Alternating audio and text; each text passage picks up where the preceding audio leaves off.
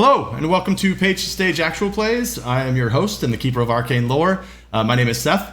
We're playing Call of Cthulhu 7th edition. Continue on with the Arkham Chronicles, episode 7. We're rejoined with our cast, so we've got Johnny, Jonathan, and Stephanie playing Smiles, Lamone, Preston Cobb, and Eliza Young. How you guys doing? Doing all right. I'm doing great. Doing awesome. Nice. So we haven't played in a number of weeks, so we're all kind of getting back to it. Where we last left the party, you guys were standing outside of what looked like an old, broken-down warehouse.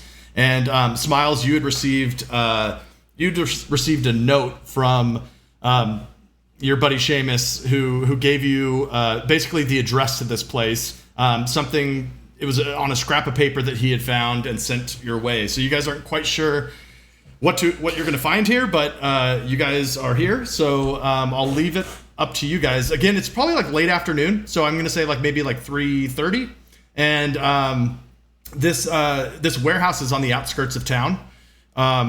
So as you guys walk up to it, or maybe pull your car up, there's a lot of like stables and pens and just kind of open space, and then sort of set away from the street is this large kind of broken down warehouse. I'll leave it up to you guys. What do you guys want to do? Well, I remember we had gone back to the car because what Smiles had grabbed something. Tommy gun. Okay, that's what I thought, but I wasn't sure. And then we had grabbed flashlights. I remember we had grabbed flashlights, and that's where we were walking toward the building. And we're at 143 River Street. I do have the address. There you go. That's where you are. Yeah, and we're walking a little bit behind him because, quite frankly, I think he's losing his mind. Yeah, because then Preston actually made fun of Smiles a little bit. That Smiles seemed to be apprehensive about this, and so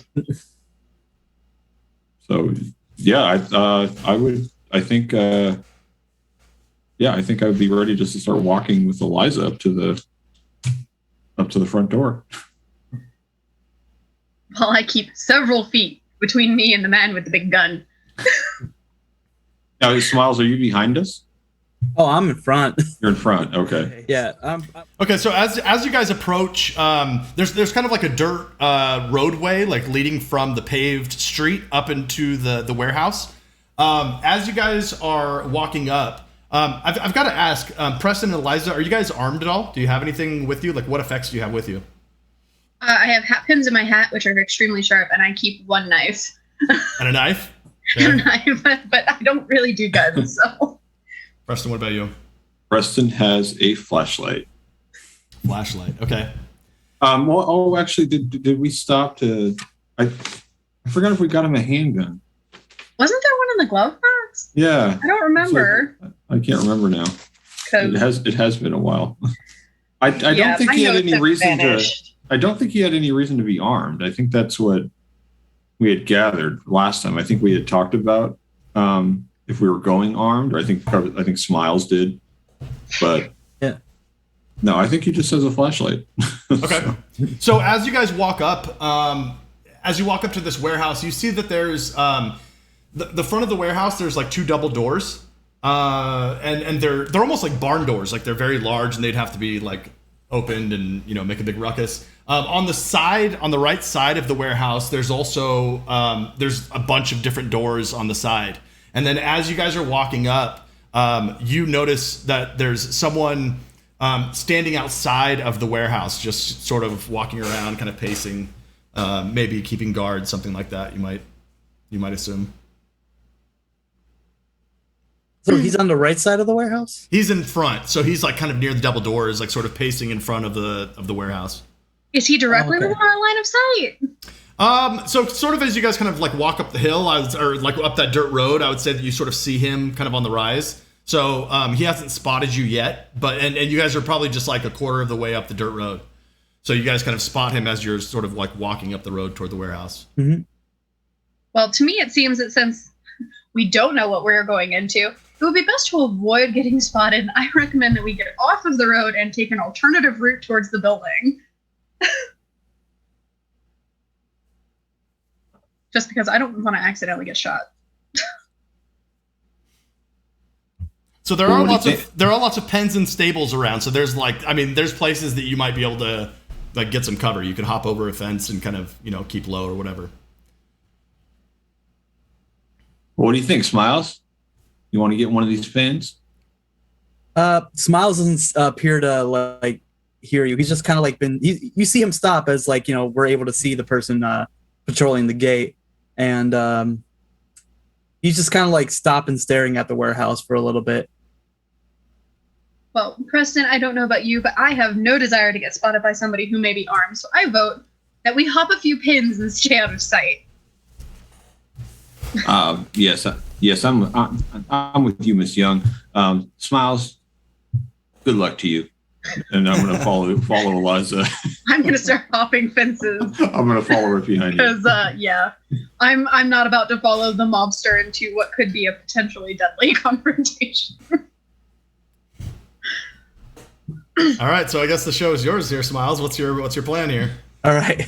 So as Smiles is like staring ahead, in his mind, he's just kind of processing what he's seeing. There's someone patrolling in front of the gate. He's like remembering part of his dream, and he lowers his gun a little bit and sighs.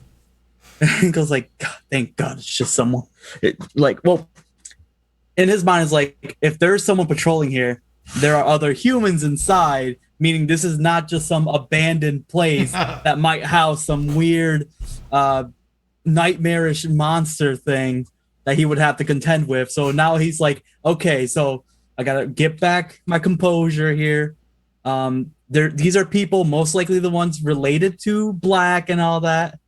So he's kind of like basically calming down, composing himself. Yeah, Smiles doesn't really want to be seen yet, and the guard might know something.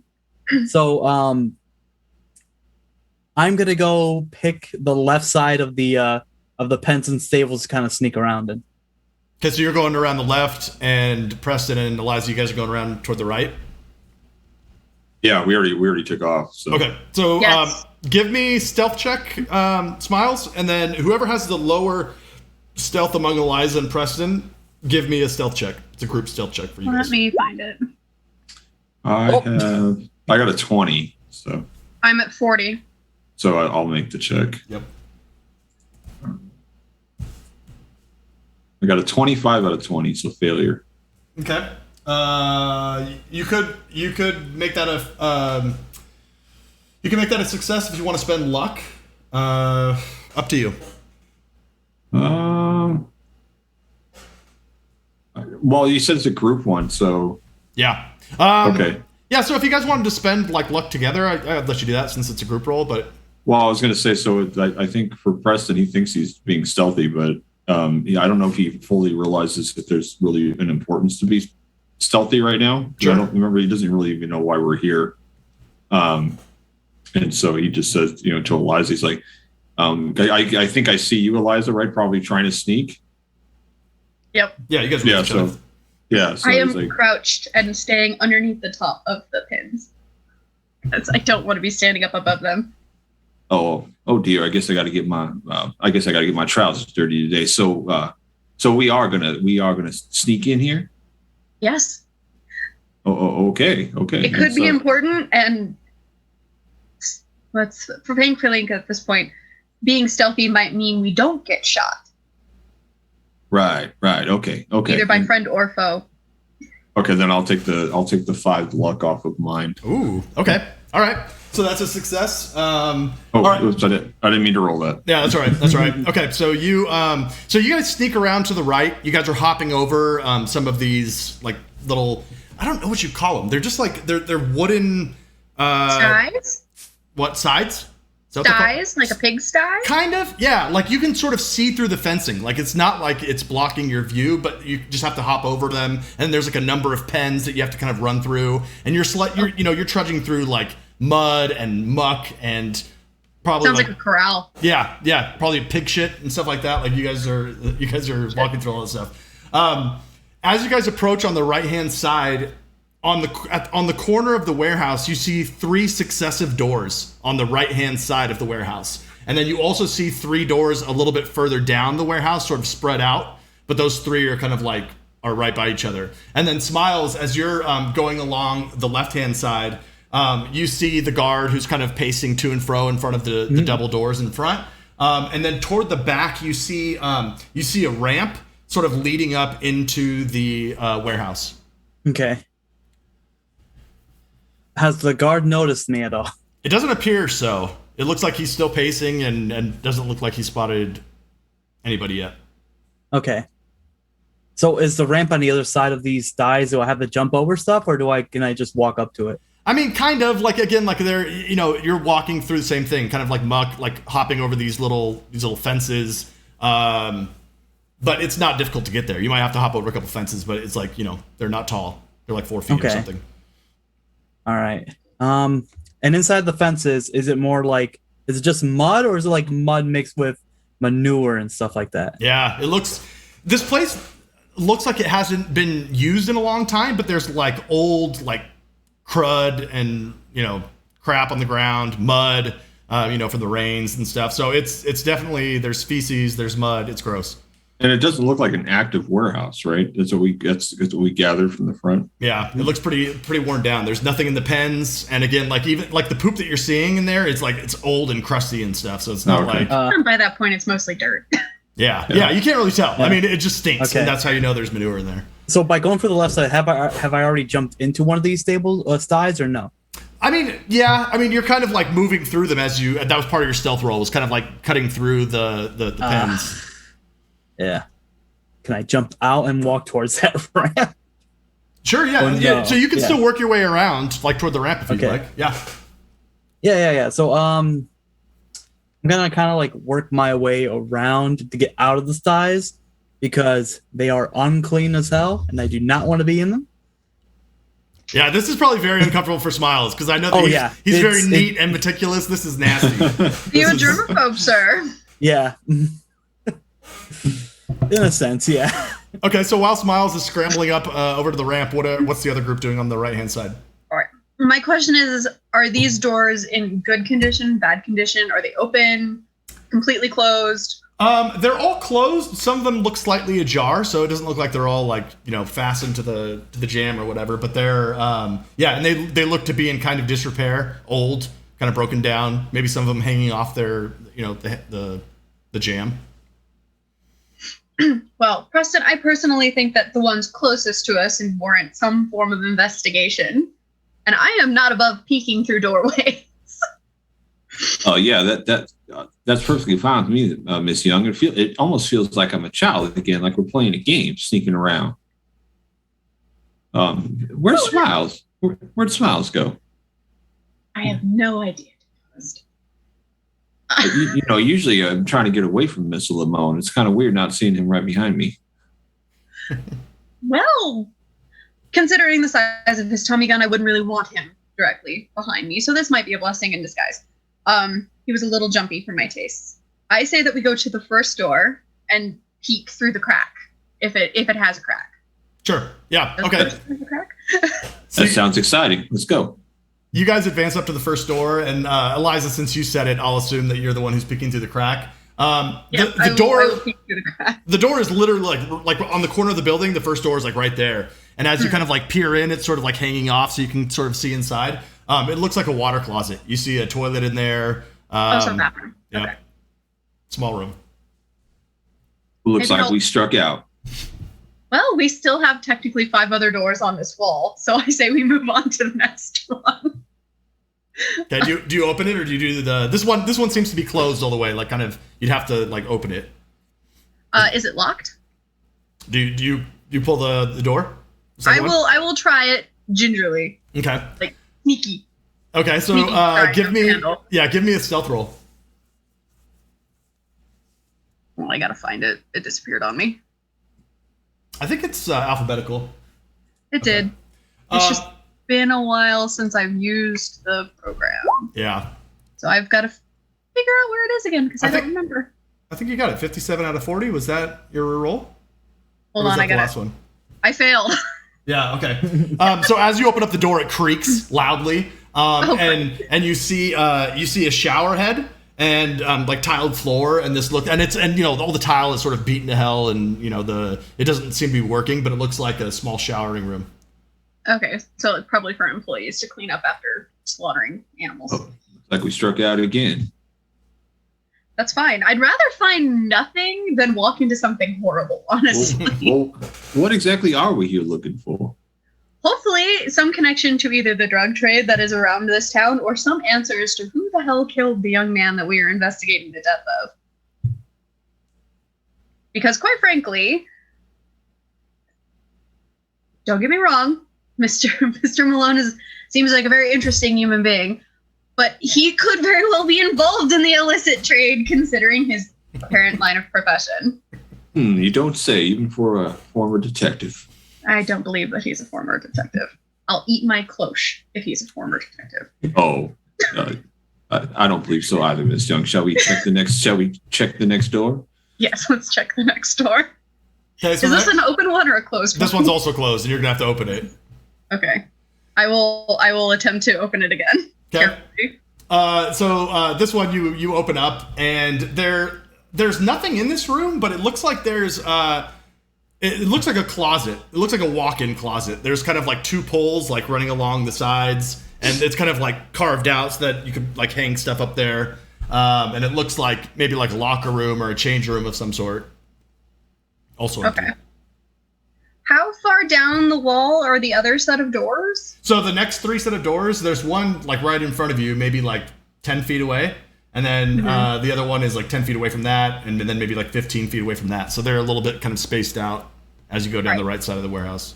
And my next question, if the one that I just opened is some sort of locker room, there's not an internal door in that room, is there? There's not. None of the doors that you've looked in so far, like these are all, the only access inside these rooms are from these doors that you're entering. So, and they're all small and enclosed.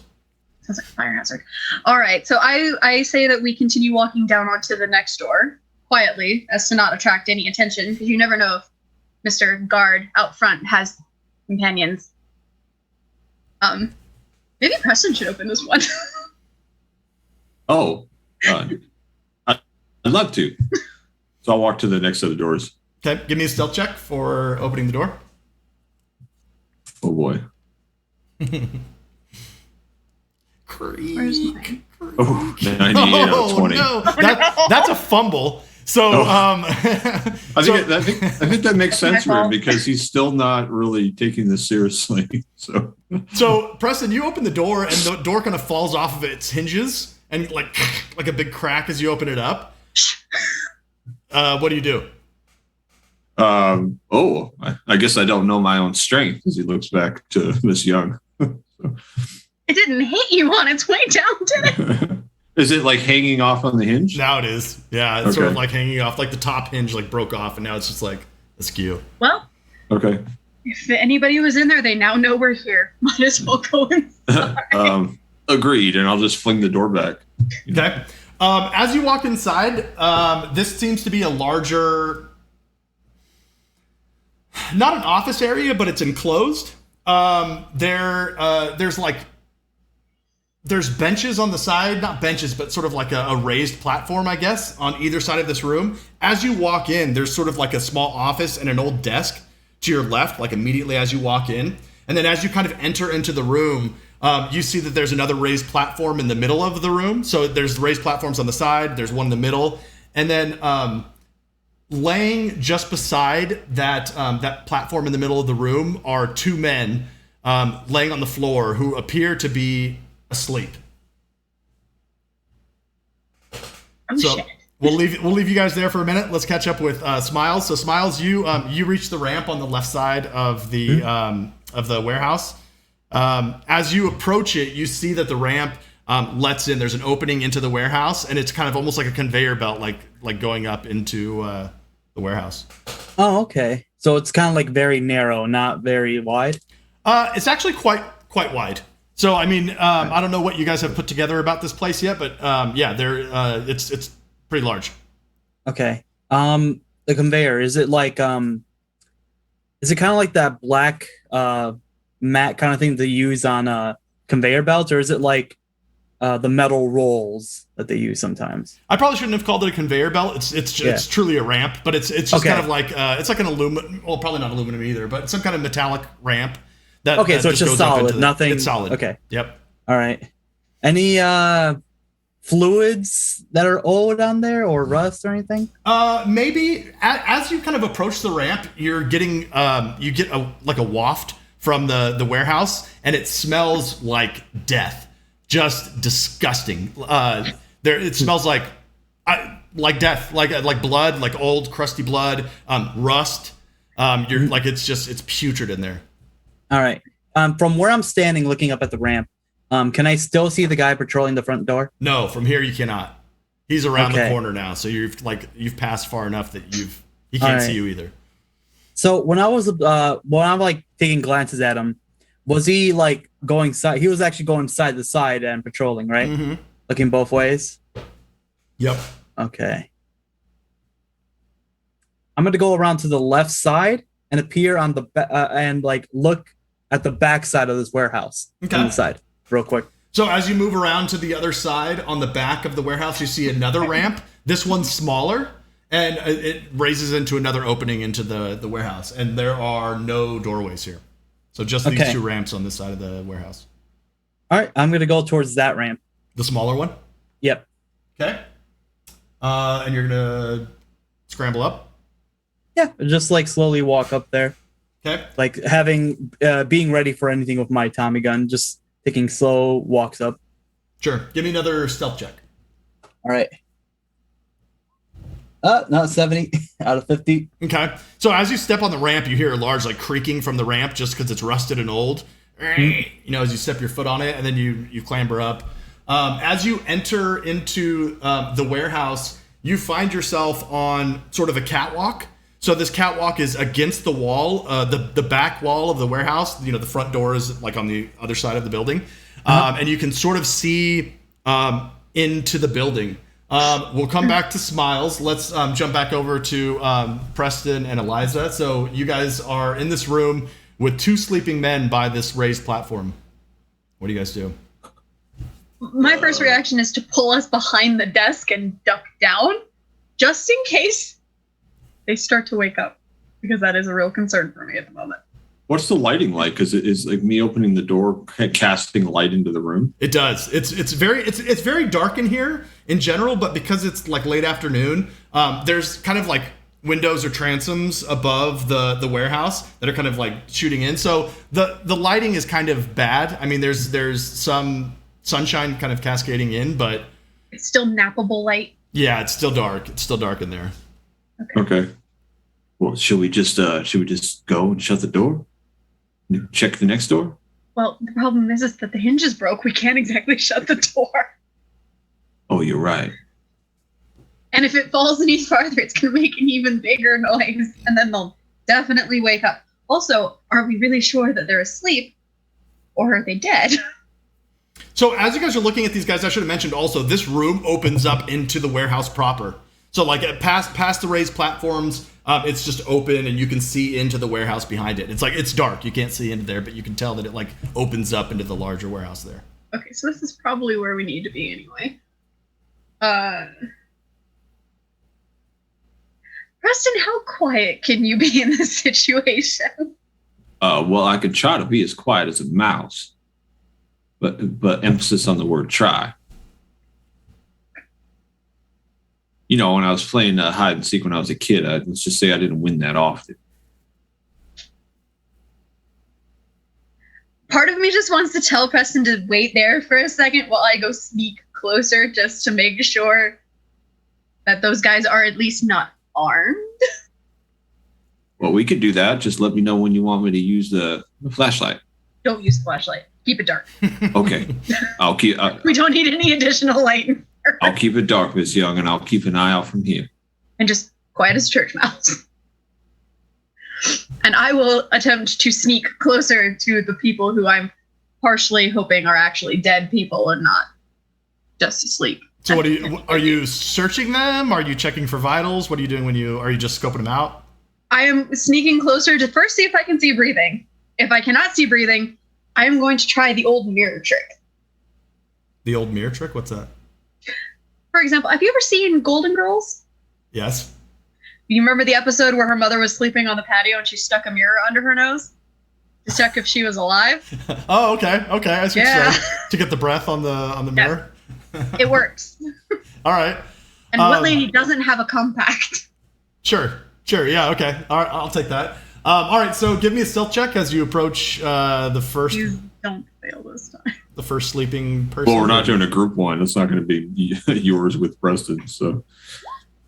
Hold on. Nice. That's a success. Hard success. Yay! So you very deftly walk up to this first body lying on the ground. You pull out your compact and put it under his nose. And he does seem to be breathing, but very shallowly, like very slowly. Like you might assume like he's sick. I don't know. Lovely. Can I assume that both of them are that way? Maybe. Sure. If you want to assume that. Okay, I'm going to continue then to sneak around behind them. Okay. To peek around the diocese thing to see what's behind it before I decide what to do next. Okay. I'm curious, because what you're describing to me sounds like a diocese, which is a religious term, but it's what it sounds like. Yeah, it's not quite that. It's not, but it's like, it's maybe platform was the wrong term. It might be like a table that's kind of like welded into the ground. Okay. Something like that. It looks like an examination table of some sort. Oh, lovely. Well, I'm still going to peek beyond and see if I can see what's going on past the guys and just be very quiet. Okay. So, I have no desire to wake them up. Okay. I don't think there's a listen required at this point. Okay, so at this point, I'm going to talk to both parties. So, Smiles, as you arrive out on this catwalk and you're kind of looking out onto the warehouse. Again, everything is very dark. You see there's more walls in here down in the warehouse. So there's like little, it's kind of partitioned off. Like to the left, you sort of see like what look to be maybe some like offices of some sort. And you can tell that this used to be an abattoir or an old slaughterhouse. There's like these hanging cranes and stuff like everywhere in this main warehouse. The smell is putrid and disgusting. And Eliza, at this point, you're sensing the same thing. You get like this nasty whiff of just death, blood, rust as you walk out into the main warehouse. There's bones littered everywhere. There's, old coagulated blood, like in puddles that's dried and blackened. It's disgusting in here. It is absolutely disgusting. As Eliza, as you peek out into the main warehouse and Smiles, as you kind of look out on into this warehouse, you guys hear screaming. And Lamone, you hear screaming coming from like down to your left. And Eliza, you hear screaming coming from out in that larger room to the right. And it sounds like just like whoever's screaming is in excruciating pain. Okay. So I don't know who wants to make. And we're sure it's not animal screaming, just to double check. Correct. This is definitely human screaming. I am going to hug the wall, as it were, and go along the side, staying as close to walls and shadows as humanly possible because I don't want to go out into a main open area. I'd rather stay close to a wall. So are you going out into the main area but hugging the wall as you go? Okay. And then Smiles, what about you? All right. So going a little bit back to when I first entered here, can I kind of see where the front door area or where the guy was patrolling was? You can. I mean, from there, those two double doors are closed, and that's at the front of the warehouse. But I mean, yes, everything's kind of dark in here. So whether or not you'd be able to see the doors is maybe undecided. But I mean, you could see where the doors are, and yeah, it's kind of dark. Okay. And there's a few like shafts of light spilling in. Okay, so from there, Smiles is real quick before, a little bit before like the scream starts. He's gonna like, he puts up his gun, walks forward a little bit, and turns immediately to the left, right on the catwalk, because he knows that in his dream, the creature thing was like on the top right, on like a catwalk kind of thing. So he immediately turns to the left from like after seeing where the door is, just in case. Roll me spot hidden. Okay. Wow, I have just been failing lately. So you don't see anything. So this warehouse does look familiar because you had a dream about this place. It does, like, from your conception of the dream, it does seem to sort of match like what you saw, which in fact, give me a sanity roll too for that. Okay. as you realize the interior of this looks like your dream. Okay, yeah, okay, that works. All right, so you're unfazed by this, but you do kind of like, you're like, huh? Like that kind of unnerves you that this place looks exactly like it was in your dream. Let's cut to Eliza real quick. Eliza, as you hug that wall, immediately there's another open doorway kind of like to your back. So there's like two open doorways. You came out of one, and then there's another one sort of poking back. Okay. Or I would just peek around the corner, like just barely looking enough that I can actually see in without actually exposing myself too much, just to make sure that there's nothing in that room. Because I'm not crossing in front of the doorway unless I'm sure that it's not completely dangerous. Okay. Partially dangerous is okay. Completely dangerous, not so much. So as you peer into this room, it is kind of a large room, but like the room that you just came from, it is kind of, it's not enclosed, like it doesn't have a closed door, it's open, but it is kind of like there's three walls basically, and it's kind of like partitioned off. Around the length of this room, you see a bunch of hooks. You see a ton of bones, a ton of like coagulated blood on the ground. And then you might assume that this is where they would hang the carcasses and strip them or whatever. Also, in this room, you see three people lying on the ground. Okay, in a room like that, my first assumption is these people are dead. And while you're doing that, very closely, you hear this a man screaming like the next room over, just a blood-curdling scream. Ah! God. Okay, I am going to ignore the people on the floor, which partially makes me feel bad because if they are alive, this is a shitty place to be. But I'm going to cross the door and I am going to go closer towards the sound. But I'm going to walk very quickly across that open doorway because I do not trust it. Okay, so give me a stealth check. And then, Smiles, let's cut back to you. What's your plan here? I was gonna say, would Preston be doing anything during this? Yeah, well, good question. Good question. Let's cut to Preston real quick. Well, so when he sees Eliza like inch off, he's just like, Miss Young. And then when he hears the scream, he's like, Miss Young, because he's like kind of unnerved by the fact that there's just. So he's not trying to. I don't know if Eliza can hear me. I don't know if she can hear me in this instance. You know what I mean? But he would just wait to see if she acknowledges that, and if she doesn't, then he's gonna creep up to be with her. He's not gonna sit here by himself. So would you have done that while she was still in the room? While she's inching along the wall, and then especially when she turned the corner to see the bodies, because I can't see that. Okay, so but when that scream happens, yeah, he's like, Miss Young. Okay, so Eliza, trying to get her attention. Give me a listen check, Eliza.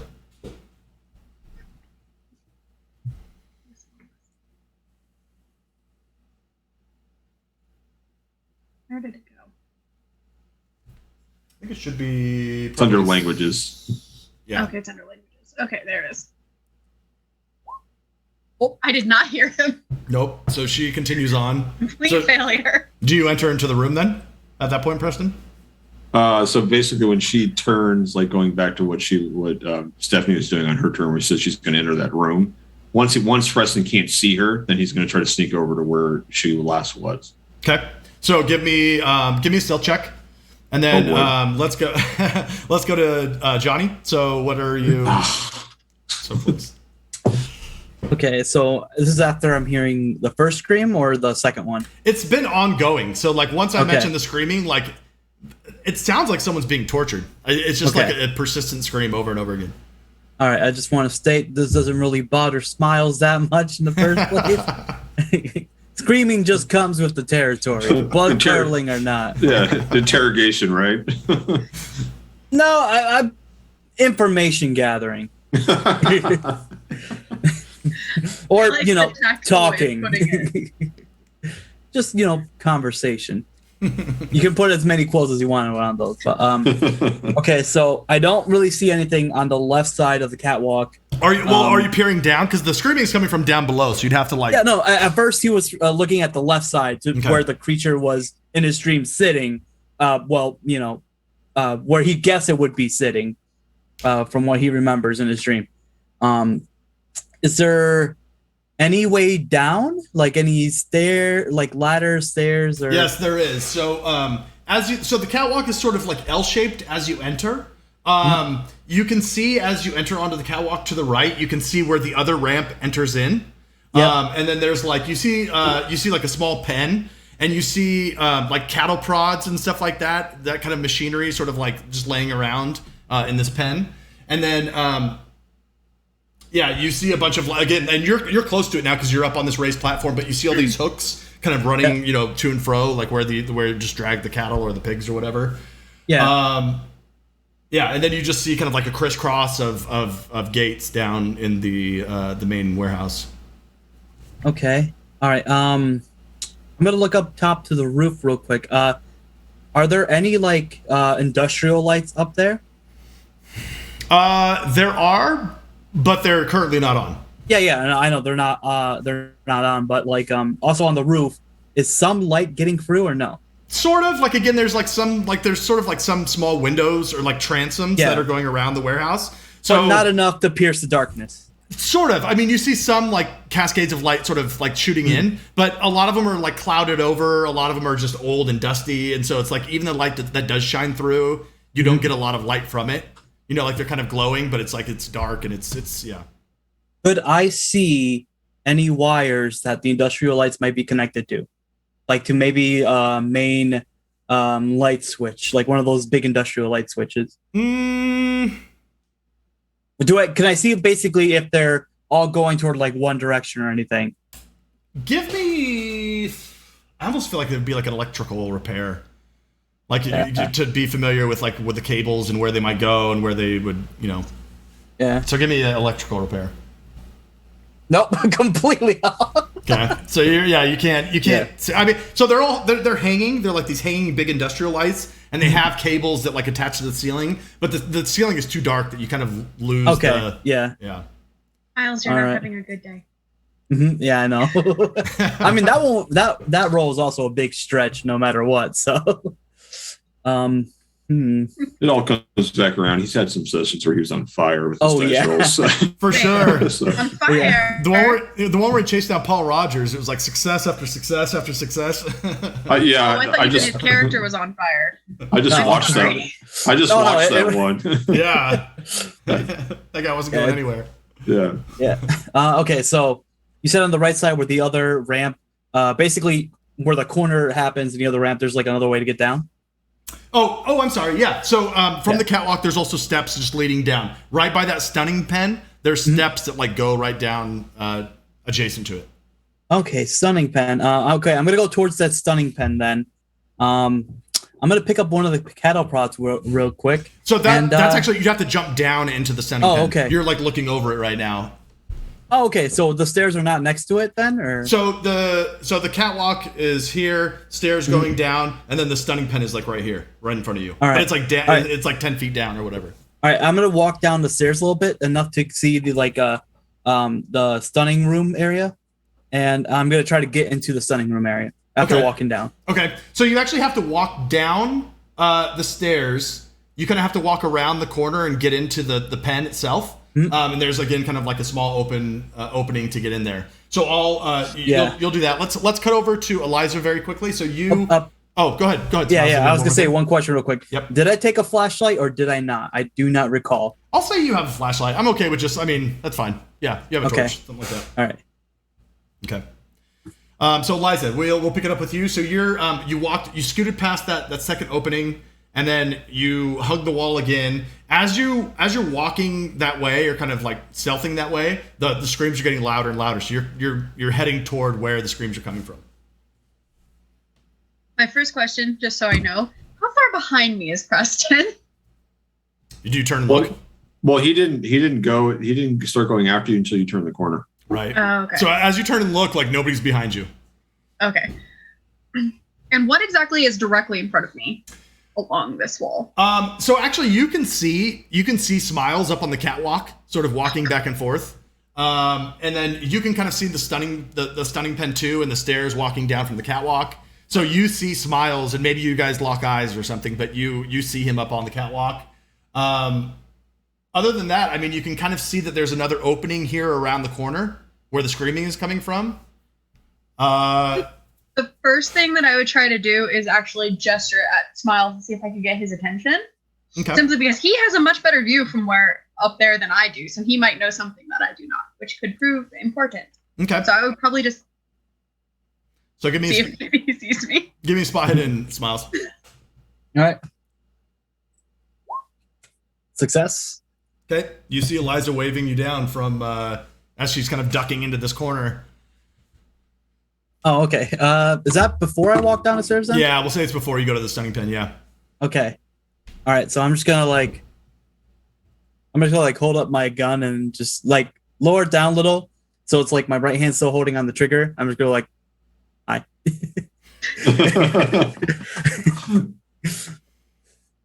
All right. So from where I am standing to where the stunning pin area he is going to there's no more open doors in that area, is there? No, there's a bunch of like again, kind of small walls. So more like gates or fences. And that's like kind of throughout this whole warehouse. There's just a bunch of like fences and, corridors to lead cattle and stuff like that. So it's all kind of like partitioned off. And so there's just a bunch of fences around here and stuff. And you can only see Smiles because he's up on the catwalk. Okay. I think what I would try to do is to get over to where he is, simply because maybe he has seen what is causing that god-awful screaming. Because it's not really a situation that anybody should walk into completely alone. So I'm going to attempt to get over to where he is. Okay. Give me a stealth check. And then this is a good time to catch up with Preston. Preston, so you enter the, what we'll call it the inspection room with that raised platform and the two sleeping bodies. I failed my stealth check. And so you slosh through there, kind of stepping through the mud and muck, and you kind of like move past these two bodies, and then you open up into this large warehouse. Okay. Well, he's going to go after where Eliza went. Okay. So let's have Eliza give. So Eliza, you're going to have to hop over a fence to get to the bottom of the stairs at the bottom of the catwalk. So give me. Oh, you did a stealth. So you failed that I stealth. failed. Okay. Let's do a DM roll. I probably fell on my ass. Do you look to your right as you scoot past? I can. It's up to you. Sure. I mean, do you look at the source of the screaming? Is essentially what I'm asking. Oh yeah. Because you're going to be able to see them. Yeah. Okay. So as you scoot by, you see three men standing in sort of a semicircle. Their backs are to you. And then past them, you see another like smaller man facing you, but he seems to be deep in concentration. And they're forming kind of like a semicircle around another man who is screaming in pain. And his legs are, you only get a quick look, and they look completely like blackened. So you don't know if like maybe he's just wearing dark pants and dark boots, but his like bottom torso is just all black as he's just screaming, crying out in pain. And all these men are just like watching him like writhe on the floor. Every instinct in my body is telling me to go back the way I came and get the hell out of Dodge. Something is not right here, and I do not have enough backup. I'm going to start backing up slowly. Oh, so you're not going to jump over the fence and go toward the stairs? Hell no. Okay, so you walk out a little bit, you see that, and then you're like, oh, never mind. Yeah, fuck that, no. Okay, so you back up. I will back up until I am out of sight again, because that seems like a situation you do not go into unprepared. So Preston, as you're emerging out into the main warehouse, you see Eliza kind of run out, and then you see her like backing up. And Eliza, with that reaction, go ahead and give me a sanity check. There it is. Ooh, I failed. roll me a D3. As she's backing up, I mean, when he sees her. Yeah, you see her backing up. Yeah, when he sees her, he's just like, Miss Young, what's happening? What's going on? So, Smiles, what are you doing? You head down the stairs. You go into the stunning pen. Mm-hmm. All right, so I go into the stunning pen. Okay. So are these like cattle prods the ones that create like they're like kind of tasers in a way? Mm-hmm. They create electric shock. Yep. How many are there? We'll say there's 2. There's 2. Do they look in good condition?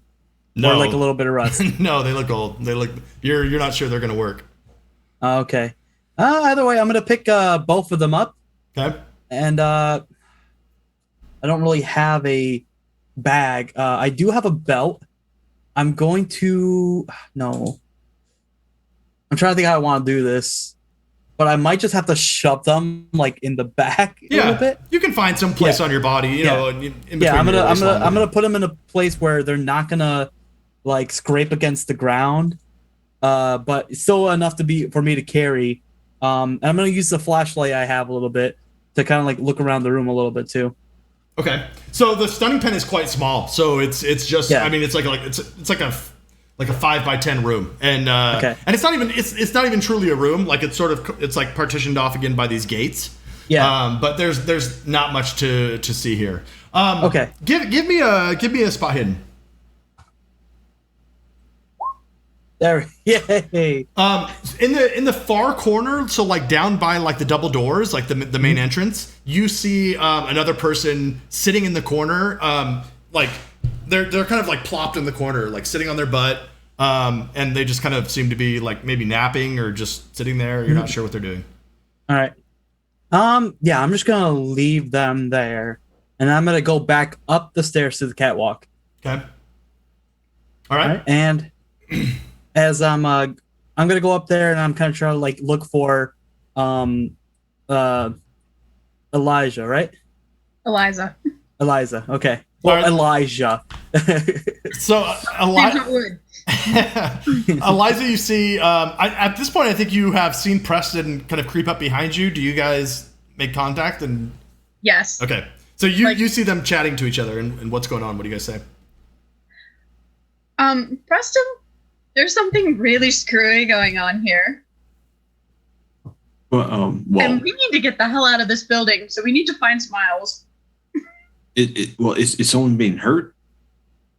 They weren't physically touching him, but he's screaming like they're ripping out his bones. And as you guys are sitting there talking, I mean, the screaming is continuing. Like, it's just like, ah, in the other room. He is literally just sitting there surrounded by 4 men. And she would just describe what was happening. Well, so are they murdering him?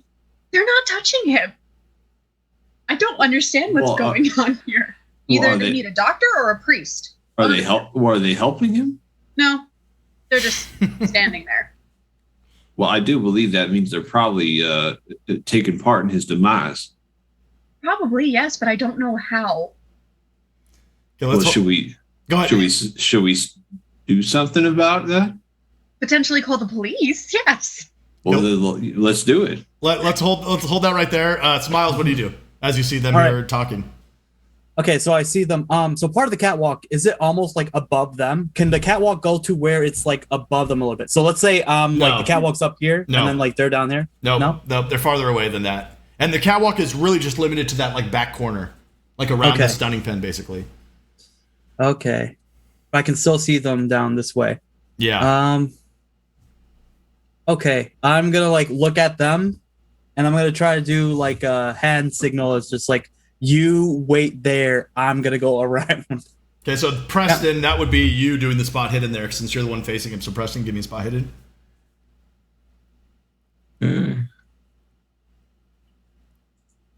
I got a 97 out of 50. I think I'm too wrapped up with talking to Eliza about what the right thing is to do. Yep. So you can't get a hold of him. You can't flag him down. Okay.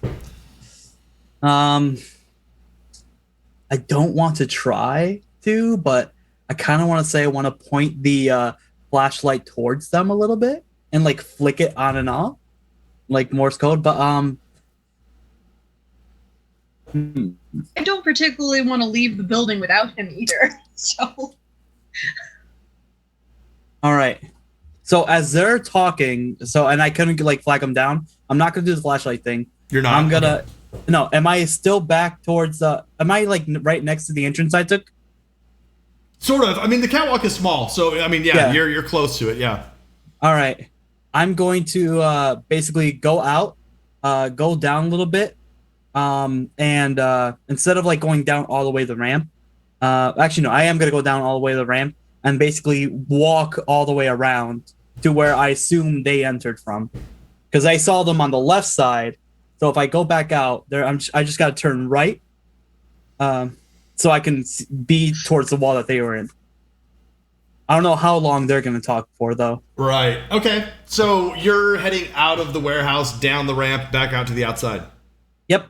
Okay. Okay. So I don't know. I think that is the warehouse like super big, or it's like the size. It's like the size of like a Rite Aid, like not the size of like a grocery store, like a full-on grocery store, but like a Rite Aid or a CVS, like that kind of like drugstore size. It's like that. So it should take me like maybe a minute to catch up with them, or maybe even less. Sure. If I speed through it. Sure. And also assuming you know which door they went in too. Yeah. I'm gonna like go around to where they entered from. All right. So you the door. It's kind of obvious. So you scamper down the ramp, and you are outside. Let's cut back to Eliza and Preston. What are you guys doing? Okay, well, I don't want to leave without Smiles, so I would probably turn around to look to see if he is still there. Would I catch him leaving? Give me spot hidden.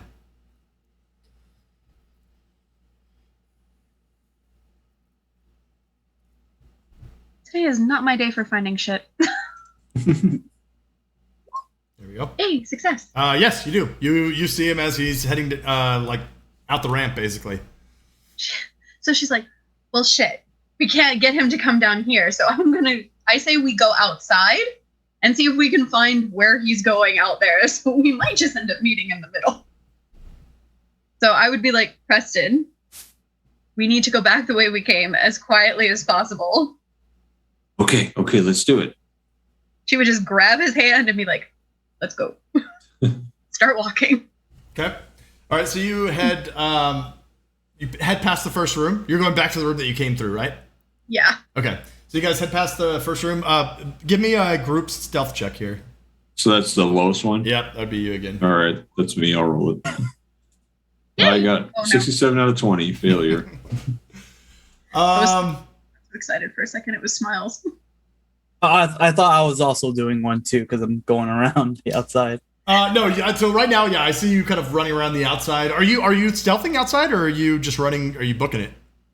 I was like trying to do like a fast walk where I'm still sort of. I'm not like splashing everywhere, but I know I have to get there fast. So I'm kind of like speed walking. Yeah, speed walking in a sense. Okay.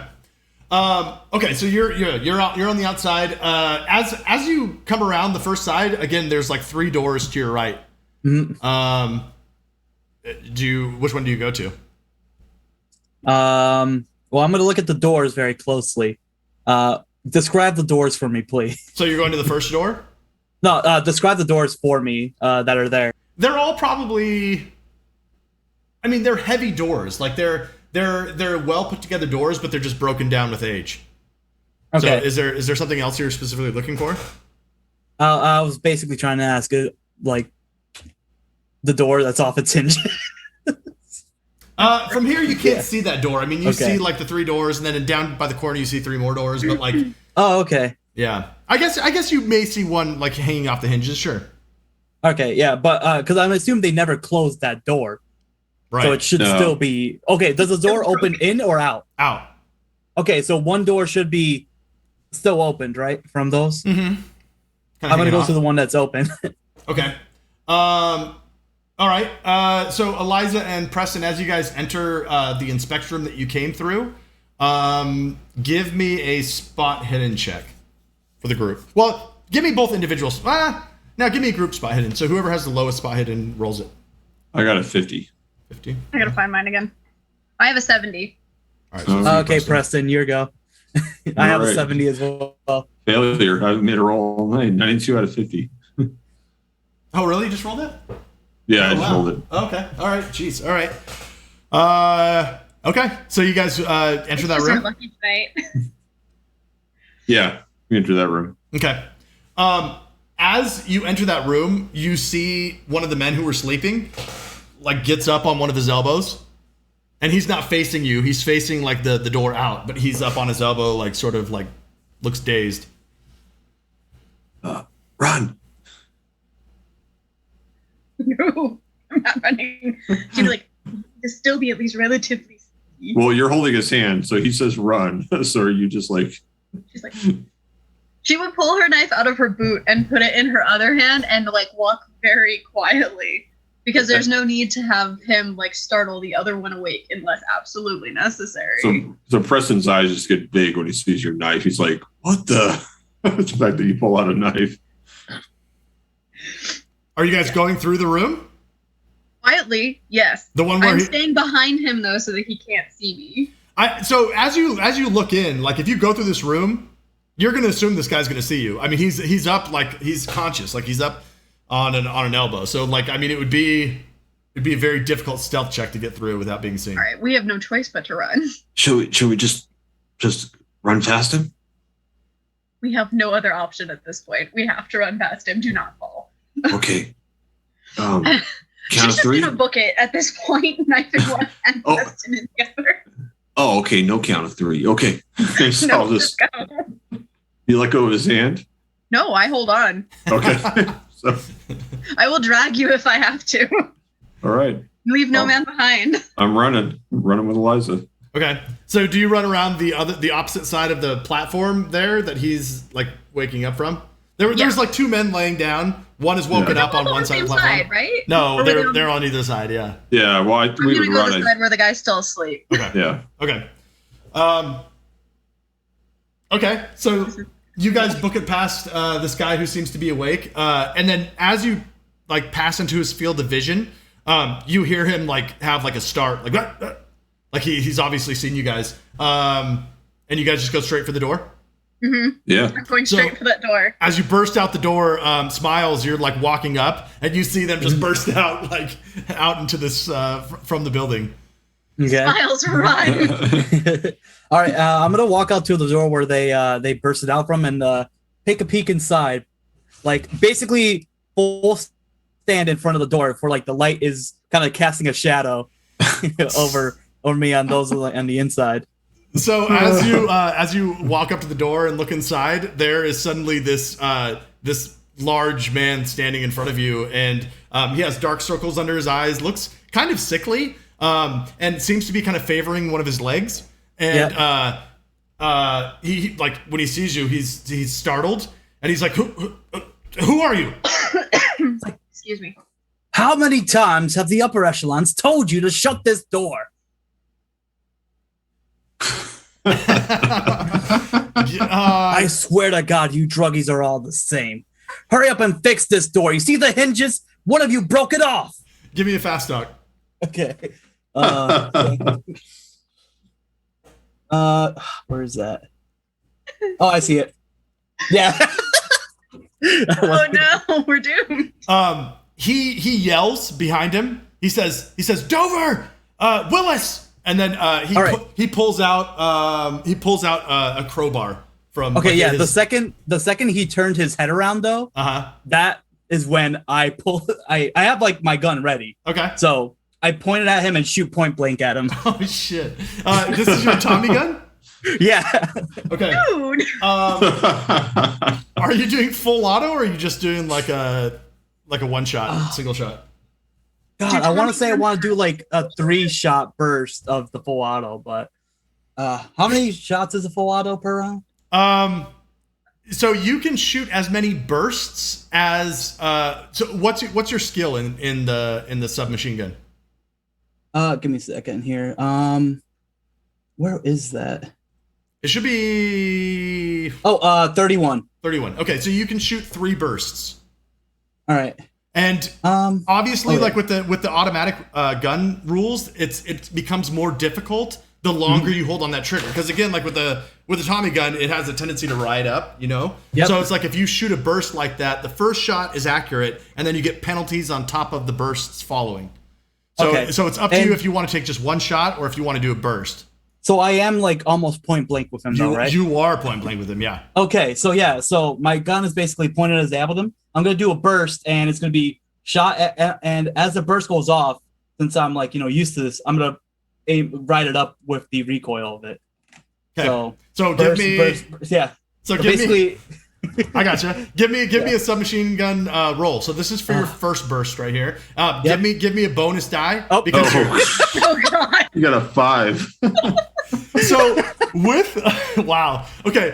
So with the extreme success, it's an impale. So the first bullet, I mean, we kind of don't even have to roll for this, especially if you're like laying on the trigger. But so basically how this works, just to kind of go through it since we haven't done this combat yet, with an impale, when you're attacking with a gun or a knife, something that like pierces the skin, you get full damage and then you re-roll damage. So essentially with that extreme success, you get a D10 already because you get the full damage and then roll an additional D10 on top of that.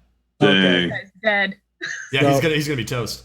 Oh yeah, 10 and so 10. Well, you already have the 10, so the 4 on top of that, so 14. So yeah, you just and you hang on to the trigger, so and just so it's just like one burst though, so it's like 3 shots, like okay, so like okay, so you like riddle this guy's body with gunfire, and he just like bowls over.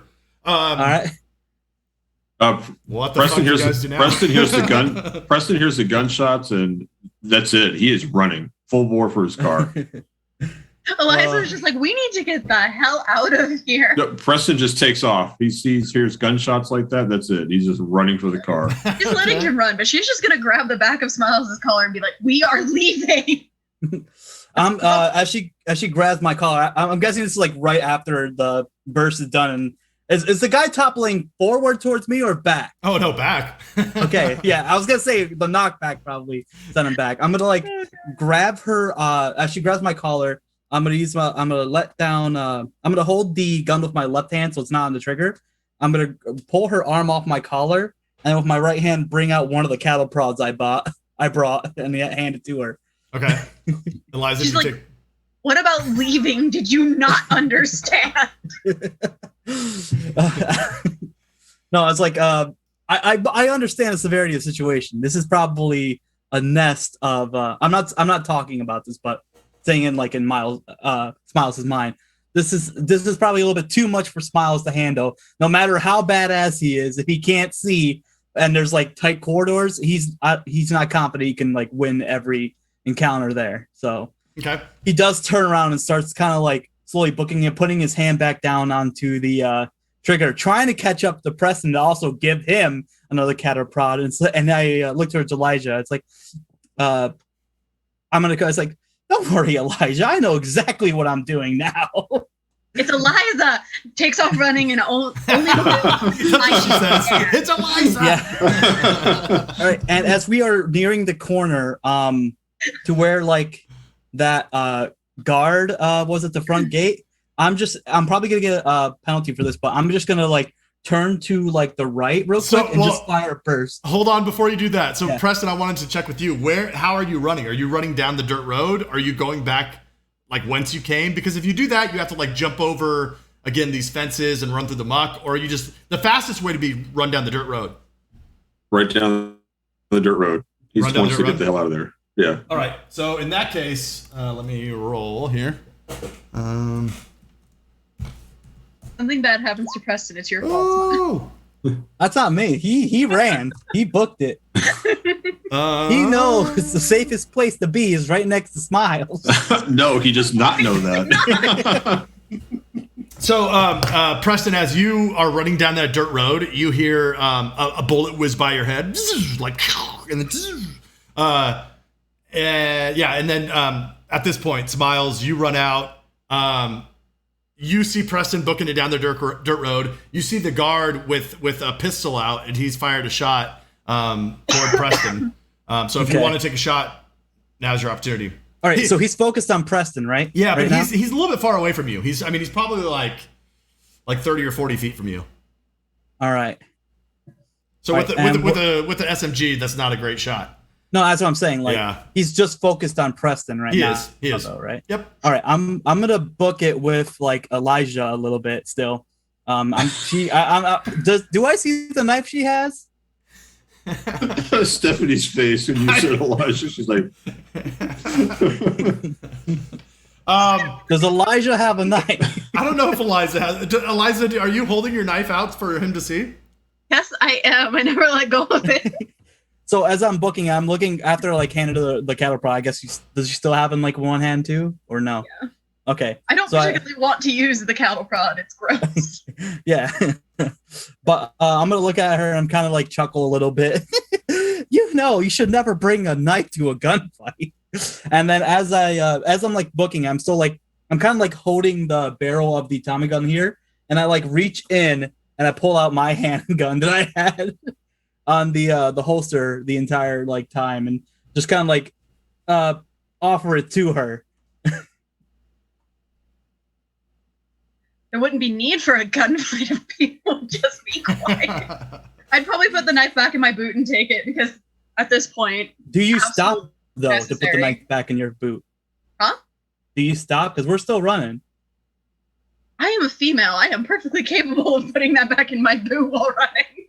Oh, I thought you said boot. Not... Oh, boot! What did you think I said? No. So you did say boot with a T. I did say boot. Then how would you put it back in your boot if you're running? You lift one leg up high and you shove it in there and then you keep going. Okay. Haven't you ever done that with a pair of boots? Immaterial. Immaterial. It doesn't matter. It doesn't matter. All right. So you guys hustle back to the car.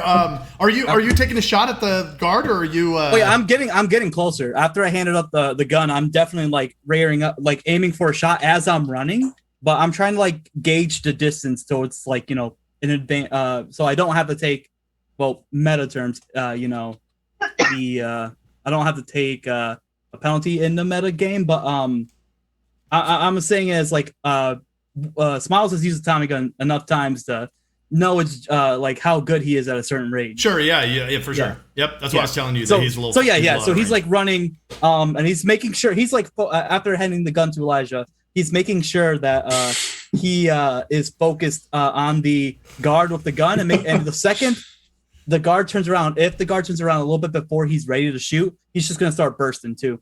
So I'm prepared to shoot if the guard turns, and I'm prepared to shoot when I'm in range. Okay, so let me make sure I have this correct. So Preston is already booking it toward the car. Yes, absolutely. Smiles gives the handgun to Eliza. Eliza follows Preston right toward the car. Is that right, Eliza? Yes, because if I get called Elijah one more time, I might shoot Smiles. and then Smiles, you're approaching the guard. You're not going toward the car. You're going toward him. Oh yeah, I'm going towards him a little bit. All right. So after he fires the shot and misses at Preston, you see him pull open one of the doors, and he kind of like yells in, and he's still like 30 feet off at this point. You can take a shot now, but you're still like not really within range. Yeah. So I assume you're going to want to try and get closer. Yeah. And the way I was thinking, it's like, it's not directly like towards him. It's kind of like in a diagonal. So kind of heading towards him, but still kind of heading a little bit up the road. So, how's the best way to describe That's fine. No, that's fine. That's fine. Yeah. So he opens up that double door. He yells in something, slams the door behind him, and then as he turns around, he looks like he's aiming down the road again, and then sees you advancing toward him, and then he's gonna like wheel toward you, but you've already got your gun drawn. So if you want to like take a shot at him right now, you've got an open shot. And this time, like, I'm not too sure if I'm gonna be able to hit him on the first burst, like the other guy. So I'm definitely gonna hold it down for a couple bursts. Probably, I haven't reloaded, so if I did one burst, the last two bursts. Okay, so you're doing full auto. Yeah, and I'm doing full auto, 2 bursts of it. Okay, According to my research, the effective range for a Tommy gun in the 1920s is 168 yards. So.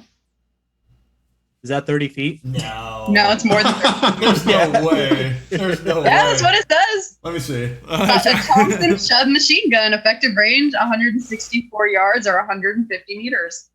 That's the length of a football field, isn't it? There's That's no why way. they used it in World War I. It's called walking fire for a reason. Yeah. Let me see. And Statistics yeah, on so the gun.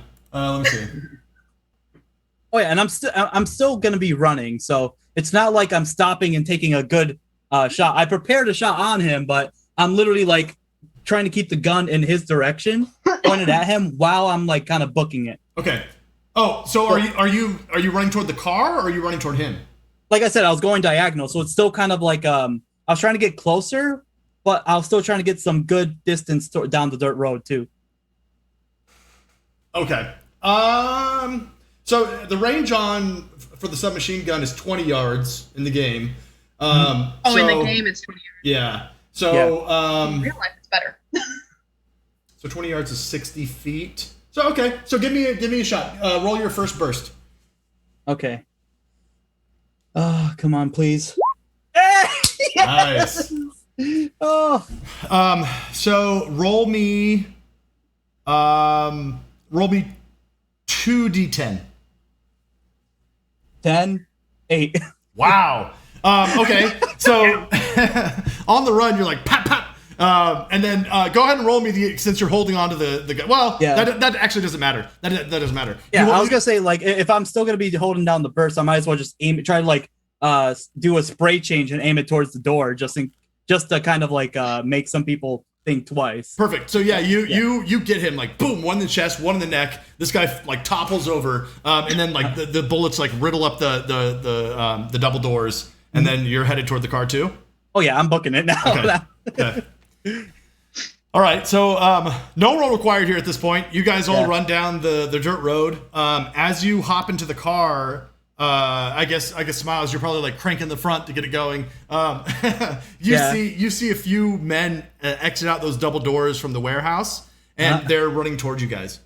Okay. But they're far off. So I mean, you could get the car started and going before they get to you. Oh yeah. And just in case, I would reload the submachine gun once I'm in the car, and point out the window. Is Preston driving? Yeah, who's driving? That's a good question. Who jumps in the... Well, yeah, Preston was like looking into the car to try to... Because this is your car, isn't it, Preston? Yes, it is his car. Unfortunately. Yeah, unfortunately, I don't remember. Yeah, I don't remember either. We took Preston's car. Okay, we'll say we did. Okay, yeah, so he's getting in the car and he's starting it up. And he's definitely waiting for Eliza to jump in, but... Eliza is in that passenger seat. He hasn't seen Lamone or heard anything about him since we split. So he's going to pump on that gas. So. Okay. So we'll say that Preston is the one who cranks the car, and then by the time Smiles you get there, like Preston is behind the wheel ready to go. You're just hopping in the passenger seat, and I guess Elijah's in the passenger seat. I guess I would be in the back seat if there's one. There was a back seat because originally I was in the back seat. Yeah. Okay. On the way there. All right. So and then you wheel off. Oh Preston? yeah, just peel out. Yeah. Okay. So as you peel out, I guess Smiles, you're kind of hanging out the back window. You see like 3 or 4 men like running up, and they have like one has a pistol, one has like a lead pipe. Like they're not they're not all loaded, but they look like kind of like a I don't know. Yeah, like they don't have great weapons. There's not a it's not a platoon. It's just more like a gang, and they have like lead pipes and stuff like that. But all right, so you guys drive off.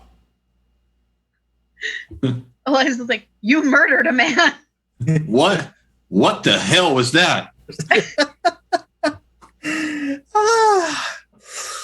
Those are the good old days coming back, boy. She's just like, no, not dealing with it. I will mention, I remember the last time you guys seen Lamone is that when he was very tense and very kind of like agitated, but and I would say you guys wouldn't have seen him clearly as when he first appeared after you guys ran out, because he was looking straight at the mobster. But from what Elijah, I'm gonna say is Elijah, the second that you saw the guy get killed right in front of Lamone, with him bursting him down, and then like you grabbed him and he turns to you to hand you the cattle prod, he had a big smile on his face. He's enjoying it. He's like, oh yeah. He literally just snatched the cigarette right out of his hand and tossed it out the window and go, "What the fuck was that?" Mr. Lamone, did you just kill somebody? Yeah, but I'm gonna Kill more like self-defense. Who was shooting at us? Nobody shot at us. He had like someone Actually, shot I at don't me. know. Someone shot at Preston. I'm pretty sure. Oh yes. Yeah. Who are those people? And if you kill somebody, Miss Lamone, how are we going to call the cops to help that screaming man? Just say they did it. So he's just driving. Okay. So we passed by them. Are they kind of like still running at us or no? Oh, you guys are gone now at this point. I mean, you Okay. guys just head off down the road. You see them like chasing after the car, and then they just sort of like, as you guys get All farther right. away, they're just like, they give up. All right. Well, Preston's just like pedal to the floor, like Right. trying not to have the car fishtail. Occasionally, it's like fishtailing, while he's like talking over his shoulder, trying to figure out what's going on. So, Eliza's just like, Lamone, where is your car so we can drop you off? Oh, that's gonna be a bit of a problem. Preston, buddy, real quick, is that university job paying you well? What? As he's still like pouring it. A quick question: would you be able to buy another car right away? Yes, that's besides the point. Another quick question: how important is this car to you? Do not let him make you an accessory to some kind of crime. No, Miss Lamone.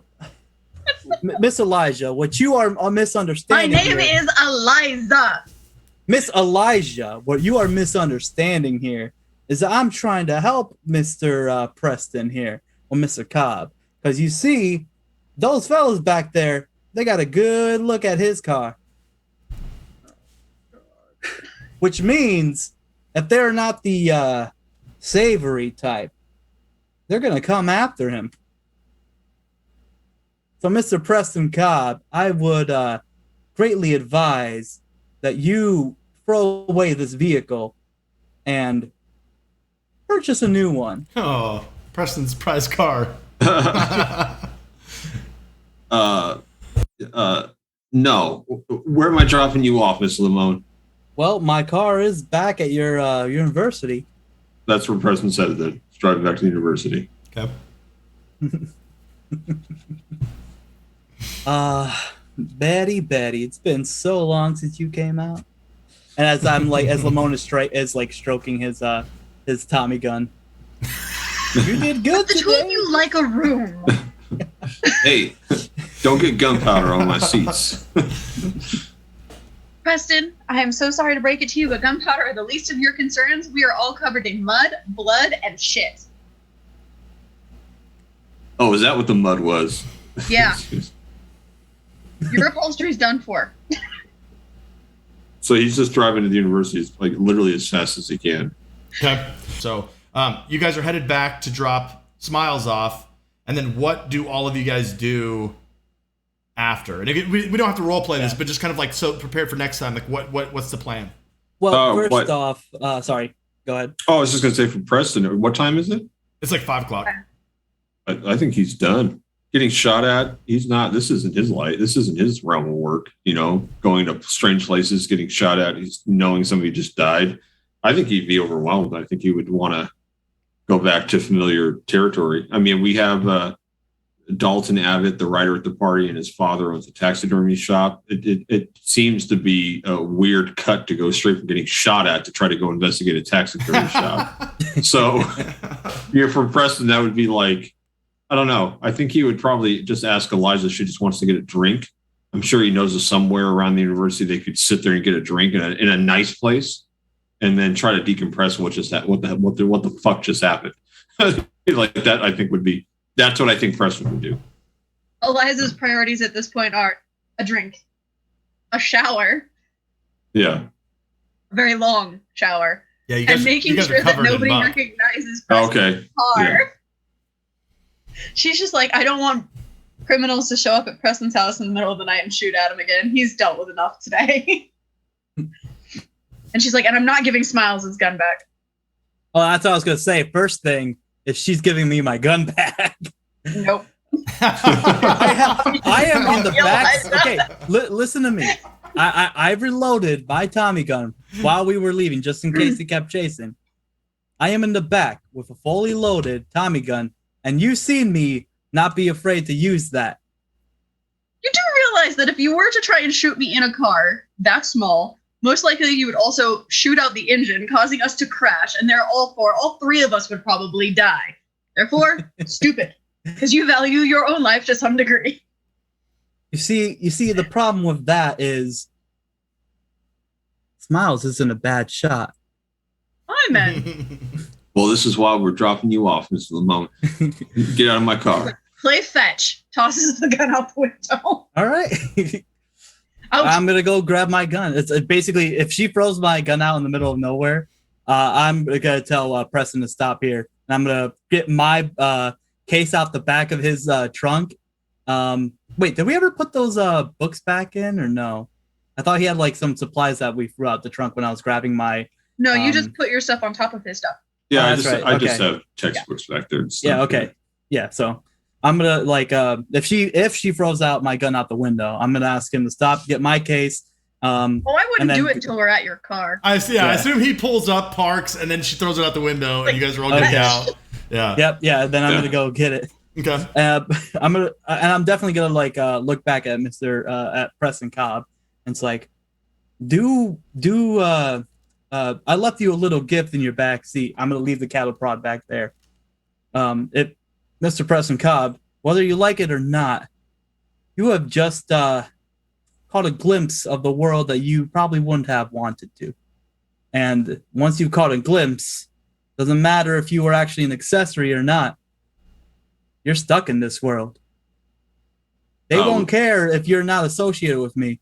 If they saw you with me, they're going to come after you. If they saw your car in front of the warehouse, they're going to come after you. So I highly suggest you learn how to defend yourself, and I highly suggest you get rid of this vehicle and get a new one. This is me being kind. Mr. Lamone, I can't say you've been a friend, but I think after today we might have to part ways. I can't go into this world that you live in. I'll take your advice about my car under consideration, but you see, what you do and what I do, they just don't mix. It's like oil and water. All right, and this is I'm gonna grab my gun and I'm gonna walk to his driver's side window. I'm kind of leaning down like this. I'm like, oh, you're gonna break my little heart, Mr. Cobb. But don't worry, buddy. I think you'll get over it. No, but I was gonna say but don't worry, little buddy. You were just a little stepping stone I needed. Now I know where to go and I know who to aim my gun at. You're not someone I need anymore. It was fun while it lasted, Mr. Cobb. See you around. Or in your case, hope that you don't see me around. And with that, he'll pull away as he drops Lamone off. Eliza will offer to help him get rid of the car. She's like, interesting. So let's tie that loose end up. So Preston and Eliza, Preston, do you get rid of the car? He's going to ponder. He's going to think about it. He's not entirely sure. I know he knows Lamone has his rules and his set of what you're supposed to do in these situations, but I don't know if he's entirely convinced of that. That's a big step for him to get rid of his car. Yeah. Eliza does recommend that he does not park it at his house. Yeah, I think what he would do, just because he would be a little spooked about basically being at a scene of a crime with that car, is he would at least pull it where it's not more inconspicuous on campus somewhere. Okay. Not easily found. I think he supposes that if you're truly trying to find this car, why would you be coming on Miskatonic University looking through carports or whatever, or wherever they would park cars to find just this one? You know what I mean? Okay. So I think that's what he would do for now until he can figure out figure out what's going to happen in these next couple of days. I will say something though. Just be happy. Lamone killed the two people that saw you. True. That's true. Yep. That's true. Yeah. I don't think Preston's processed that yet because he did not. He heard you killing people, but he did not watch it. So. Oh yeah, you booked it. Yeah, he booked it. He wasn't expecting to be shot at in a firefight. So Preston and Eliza, you guys, for the remainder of the night, you guys go have a drink. Is that right? You guys go then drink. Clean up, yeah. Clean up and drink. Yeah. Okay. Smiles, what do you do? I'm gonna go back to my hideout. Yep. Basically, I'm gonna phone up my boss and basically let him know where I know where we need to raid. Smiles, when you arrive home, this will be the last scene here. Smiles, as you arrive home into your safe house, you hear the phone ringing. All right, I'm gonna go pick it up. And you hear a familiar voice, and he's like, "Oh, is this Smiles?" Hey, is this Seamus? That's right. I want you to meet me at the water tower in 2 hours. In 2 hours. That's Sound right. a little bit agitated. Yeah, did you get my gift? I got you a gift, and I went to go check out the place, and let's say I owe you more than just some vodka. Did they see you? A couple of goons probably, but the ones who got a really good look at my face definitely. It's the old tired saying, they are sleeping with the fishes, or if you were gonna say they're slaughtered with the pigs. He doesn't laugh. That was a DM laugh.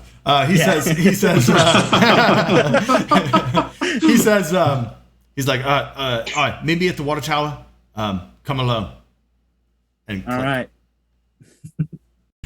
we're gonna start with Smiles. So Smiles, last time, after the events of kind of scoping out the abandoned slaughterhouse, you and Preston sort of parted ways and had a few words about not working together anymore. And at that point, you left to go back to your safe house, and you were contacted by Seamus O'Shea from the Irish gang, and he asked you to meet him. I can't remember what time we said. Do you remember? Do you recall what time? I think it was like midnight or something. Okay, that sounds good. That sounds good. I like that. Perfect. Okay, so he asked you to meet him at midnight at the water tower, and told you to come alone. So we'll pick it up with Smiles. Let us. What are you just waiting until midnight? What's going on? I'm definitely gonna call my boss first and let him know about what we've. I think I found the place where they're making the black in this area. Okay. And Okay. I'm trying to like order like a goon squad for a hit and stuff. Perfect. Yeah. So he actually kind of preempts that when you tell him that you found the place where you think the production of black is taking place. He says, "Okay, well." He's like, I'm going to send out a crew, and they'll meet you there tomorrow. All right. Okay. Is there any specifics you want this job to include, sir? What do you mean by that? Well, do you just want us to capture, kill, burn the place down, or be a little aggressive in our interrogation tactics? At this point, Smiles, I don't see any point in any sort of negotiation or anything like that. I'm going to send a couple bruisers out there, and the idea is I want you to stop the production of black. So whatever, I haven't been down there. I haven't seen what you've seen, but just take it out. Take out the production. Take out the main guy if you know him. All right. No problem at all. In fact, I'll be glad to do as told. All right, so he hangs up with you, lets you know that there's a crew coming out tomorrow.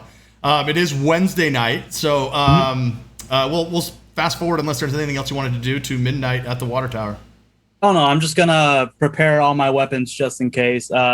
Clean up the Tommy gun, check to see if anything got jammed in it when I shot it, like earlier in the day. Basically, and then just like polish it up and get it ready to go. Cool. Okay, so you clean all your weapons, and then you pack up and you head out to the water tower. Yep.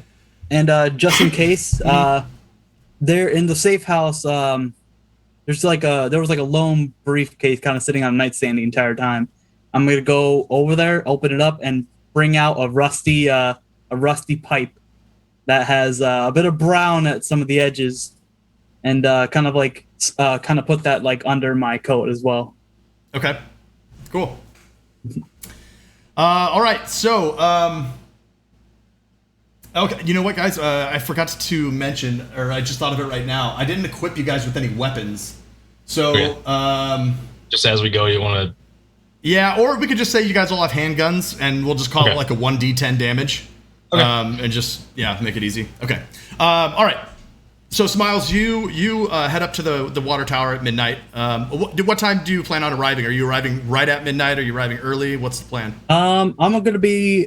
so what's the water tower area look like? It's a little bit out of town. It's sort of up on like the hillsides in the north side of town. But it's a little bit of a trek, like outside the city limits a bit. Any trees or bushes and stuff nearby? There's probably like some sparse trees and some cover and stuff like that. So it's not heavily wooded or anything like that. But you can find some trees up there. All right. I'm gonna say I went earlier in the day to go scout out the area. Okay. And then as it got closer to time, like maybe around 11:30, 11:40, I'm gonna drive my car up close, park it somewhere where it's kind of hidden, and then walk up to the water tower area and kind of like hide behind one of the bushes or the trees. Okay. And you're going up at about 11:30? Yeah, 11:30, 11:40, around that time. Okay. Give me a luck roll. All right.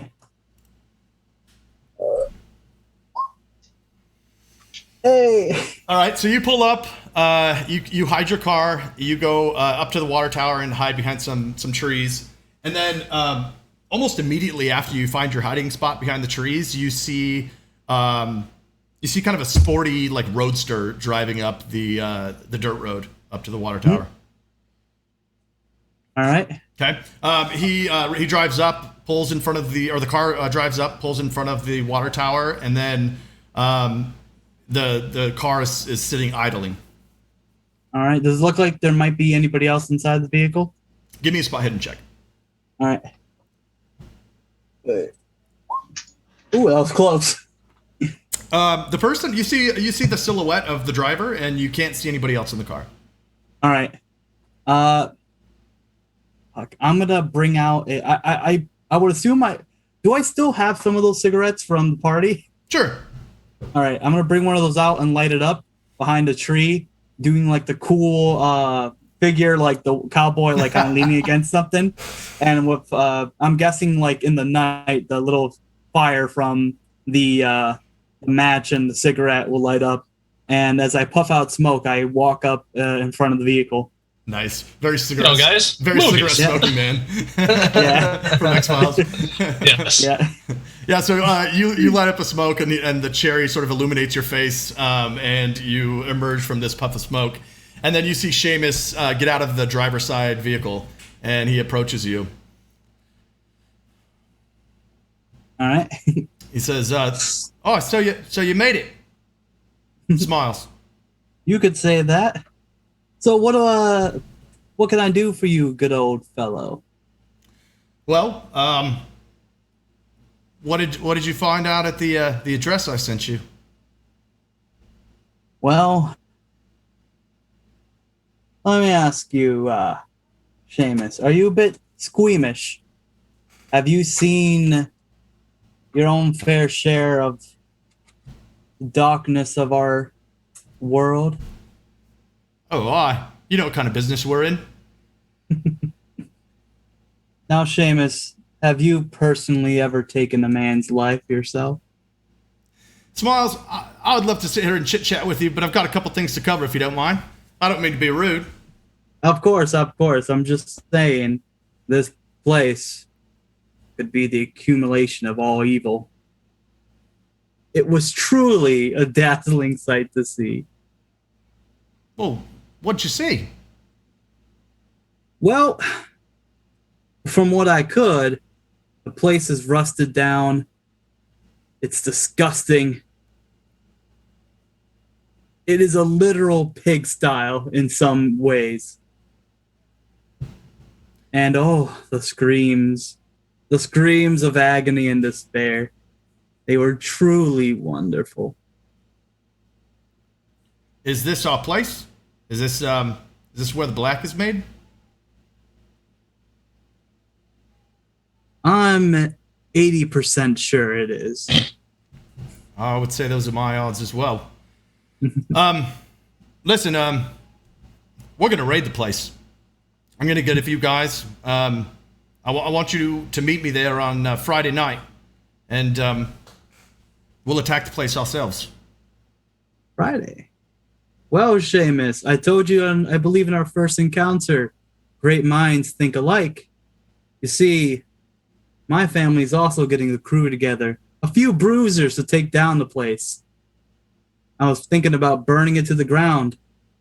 But if you care to take up real estate in there after we're done, I wouldn't mind letting you have the place. Well, like you, all I want is just to get rid of this black. So, when were you guys planning on raiding the place? Well, the boss says he's sending them down and they'll be here tomorrow. Do you want us to wait for your crew as well? No. Hands. I can scrabble someone together for tomorrow night. All right. Well, tomorrow night, All right. let's have all the fun we can. What time, boss? Oh, you call me boss. I appreciate it. You see, don't let that go to your head, Smiles. More of a figure of speech. Of course. I was probably thinking. Give me a second. I'm trying to think. So what time did we actually head there when we drove with Preston's vehicle? It was like late afternoon, so I think it was like 3:30 or 4 that you guys showed up. 3:30 or 4. All right. Yeah, I think that was right. Mm-hmm. That's about right. All right. Depending on how fast we can go, Seamus, if we can catch him off guard. When I went to go scout the place, it seemed a few of them were asleep by the time we got there around late afternoon. If we can sneak up on them and surprise them, we would have a hell of a faster time taking care of them. All right. Sounds right to me. So what do you think? 11 o'clock? Yeah, 11 o'clock sounds fine. Well, all right. I'll see you there. And when we're done, maybe we can head to your bar and open up a bottle of vodka. Sure. On me. Yes. Well, Seamus, I'll see you tomorrow. All right. So he tips his little bowler hat and turns to go back to the car. Oh, he said he was only going to scrounge up some people, right? Yeah. Did he ever say he was going to be there or no? He didn't. Okay. I think the implication is that he is, like that he would be there. Okay. I think you might probably get that. Yeah. All right. So right before he gets back in his vehicle, and Seamus, All right.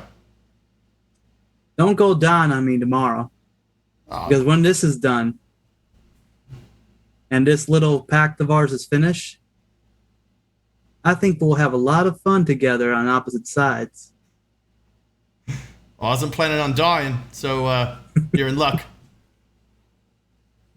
Same here.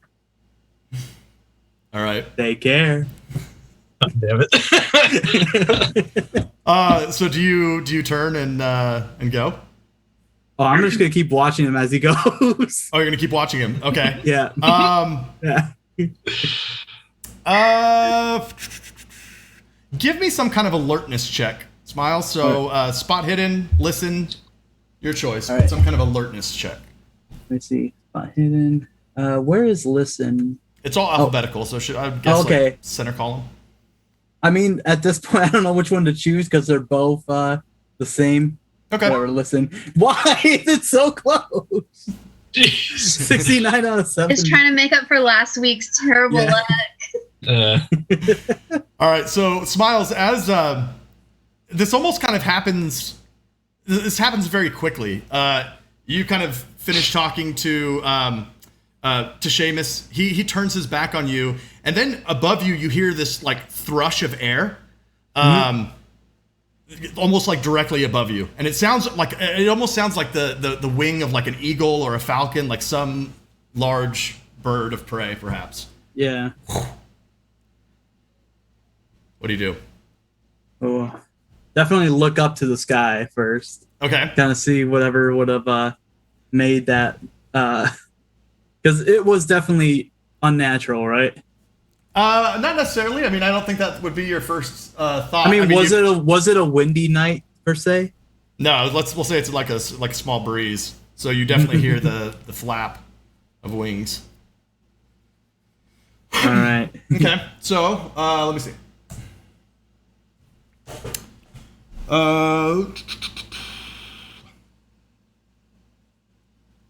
Okay, as you turn to look up, you see what looks like. This is anachronistic, but I'm going to use it because like your mind wouldn't go anywhere else. It looks like a man dressed in like black spandex or black it looks like Batman. Like he's in like there's tight fitting clothes, and you just see these huge like spread out wings flapping down. Yes, and these arms, these scaly black hands reach out to grab you. What do you do? Well, go ahead and roll me sand first of all. Okay, so something is coming to try to grab me right now. Yeah, as you turn around, this thing is like on you. He's untouchable. God damn. All right, lose. Mothman's not getting smiles today. Oh, you lose nothing. Okay, so you lose nothing. You probably think like your first instinct is probably like this looks like a man dressed up in some kind of like weird outfit. All right. But anyway, so as this thing comes towards you, its hands out, seemingly to grasp you. What do you do? Oof. So it's like very black, right? Yeah. So basically, you only have a few options here. You can either choose to dodge, or you can choose to fight back. This thing is attempting to seize you. So you can either try to like just kind of parry, or you can attempt to do damage to it and kind of scuffle with it as it comes landing on you. Let me see here real quick. I want to. Okay, dodge, and what would fight back would be a brawl roll. So either a brawl roll or a dodge roll. Oh God, I have a higher dodge.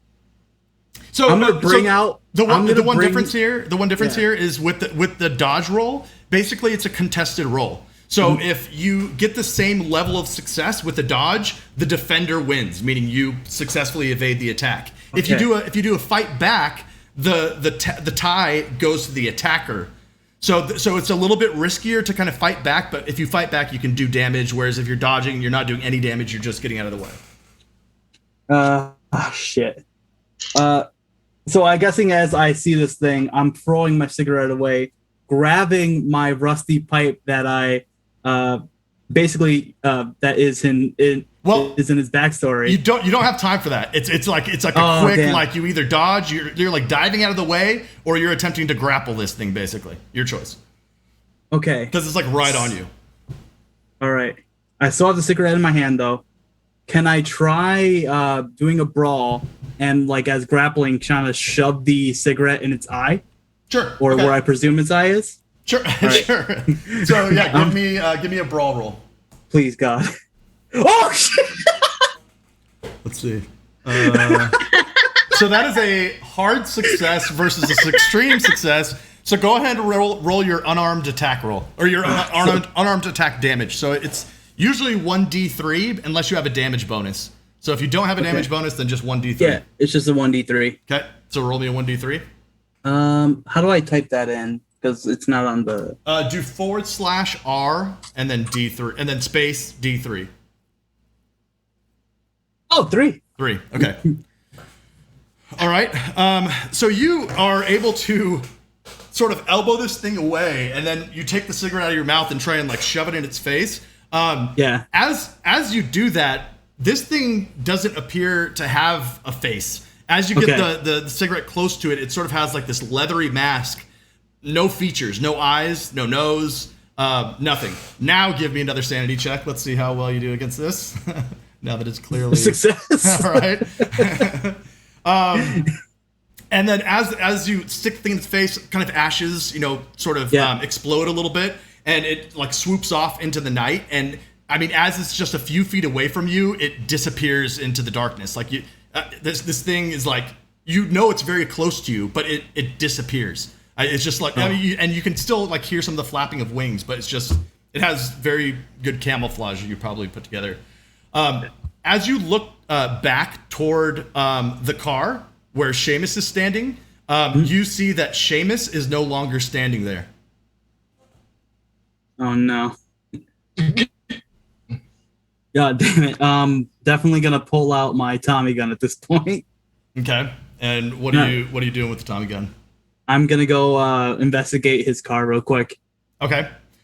So as you move toward his car, his driver's side door is open, and I mean, you kind of look around. Give me a spot hidden check. All right. 60 out of 70. And you can't spot anything. There's no tracks. There's nothing. Like it just disappeared. Damn.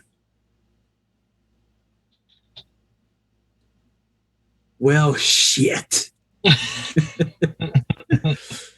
Guess I'm not gonna get that backup from Seamus. All right. At that, I'm just gonna leave his car there and start walking off to my vehicle. Okay. So as you leave his car and you start walking down the road, we'll say about like 50 feet down the road. Go ahead and give me a listen roll. All right. 2 out of 70. Above you, you hear a man screaming, "Ah!" And it appears to be getting closer. Okay. Can I see him or no? As you look up, you suddenly see a body hurtling towards you, and you have to jump out of the way. And then as you dive out of the way, this body lands in front of you, splat, and the blood spray like sprays in your face.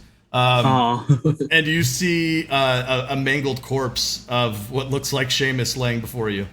Damn. I was gonna ask to see if I can try to tackle him like midway in the air to kind of break his fall a bit. But I guess it was too fast coming down. Well,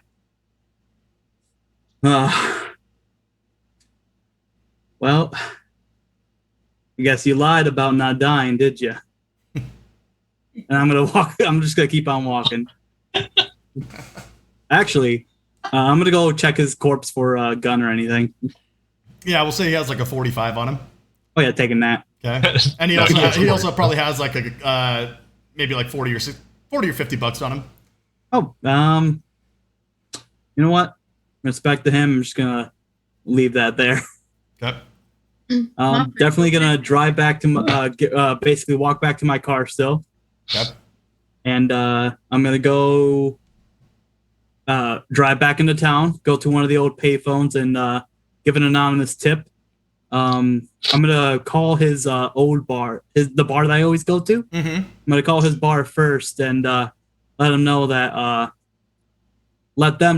it seems Seamus has taken a quite a fall. Do you identify yourself? No, that's why I said anonymous. Okay, so you anonymously leave a tip that he's hurt. Yeah. And do you give the location? Yeah, the like nearby. You said Water like tower? 50 feet. Yeah, 50 feet from the water tower. Yep. Okay. Yeah. They're confused and they keep on asking like, who is this? And I assume you don't tell them. And then eventually, like, they get so confrontational, they kind of don't. I mean, they listen to your tip, but they never receive you like friendly. It's like they are very suspicious of who this is and why you're calling. And then eventually, I guess you know what? I'll let them know that. I'm gonna let them know you guys should have never investigated the black. Okay. Yeah. All right. So eventually, I guess after persistent questioning, you probably hang up on them, and then. Oh yeah. Yeah. Okay. All right. Cool. So we're gonna fast forward to Thursday day. We'll say this crew arrives. We'll say you guys set up a meeting time at like a cafe. We'll say for lunch maybe by the time they get in town.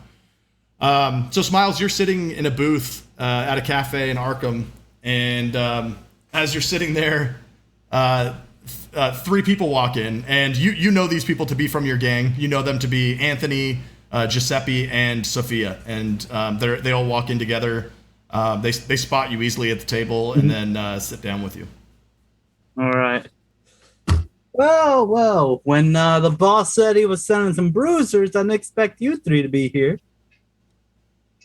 Oh, come on, Smiles. You know I was going to show up.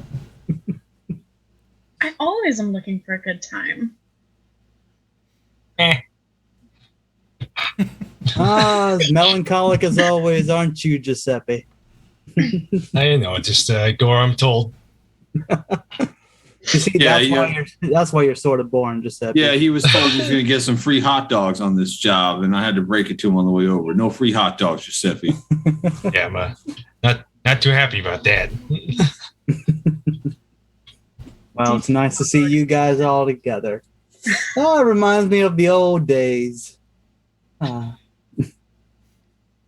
old days, like last Thursday? Oh, You mean please. last month? No, I mean the old days. Back when we were wild instead of chained down. Who said that I'm chained down? I don't know. Who's chaining me? Is there going to be chains involved? It's a figure of speech, Giuseppe. Oh, okay. Yeah. Oh, quit it. Sorry, it's not our problem if you've gotten collared. And Giuseppe, we all know that you're more whipped than a tiger at a circus. If you say so, I'm not too familiar with that. We're whipping tigers? No. No, Well, we're not. Okay. Depending on how this... It is another figure of speech. Okay. Well, depending how this job goes, whipping tigers at a circus might be more preferable. Okay. I'll make sure that I'm good and prepared for whatever comes our way. All right. All right. So, anything you guys want to do before we fast forward to? Well, unless you guys are going to wait. Are you guys attacking tonight at 11? That's what I'm thinking. But I do want to do something though. Yeah. I want to go buy a bottle of vodka, and I'm gonna go frequent a good old bar that I enjoy going to. Are you taking your crew with you?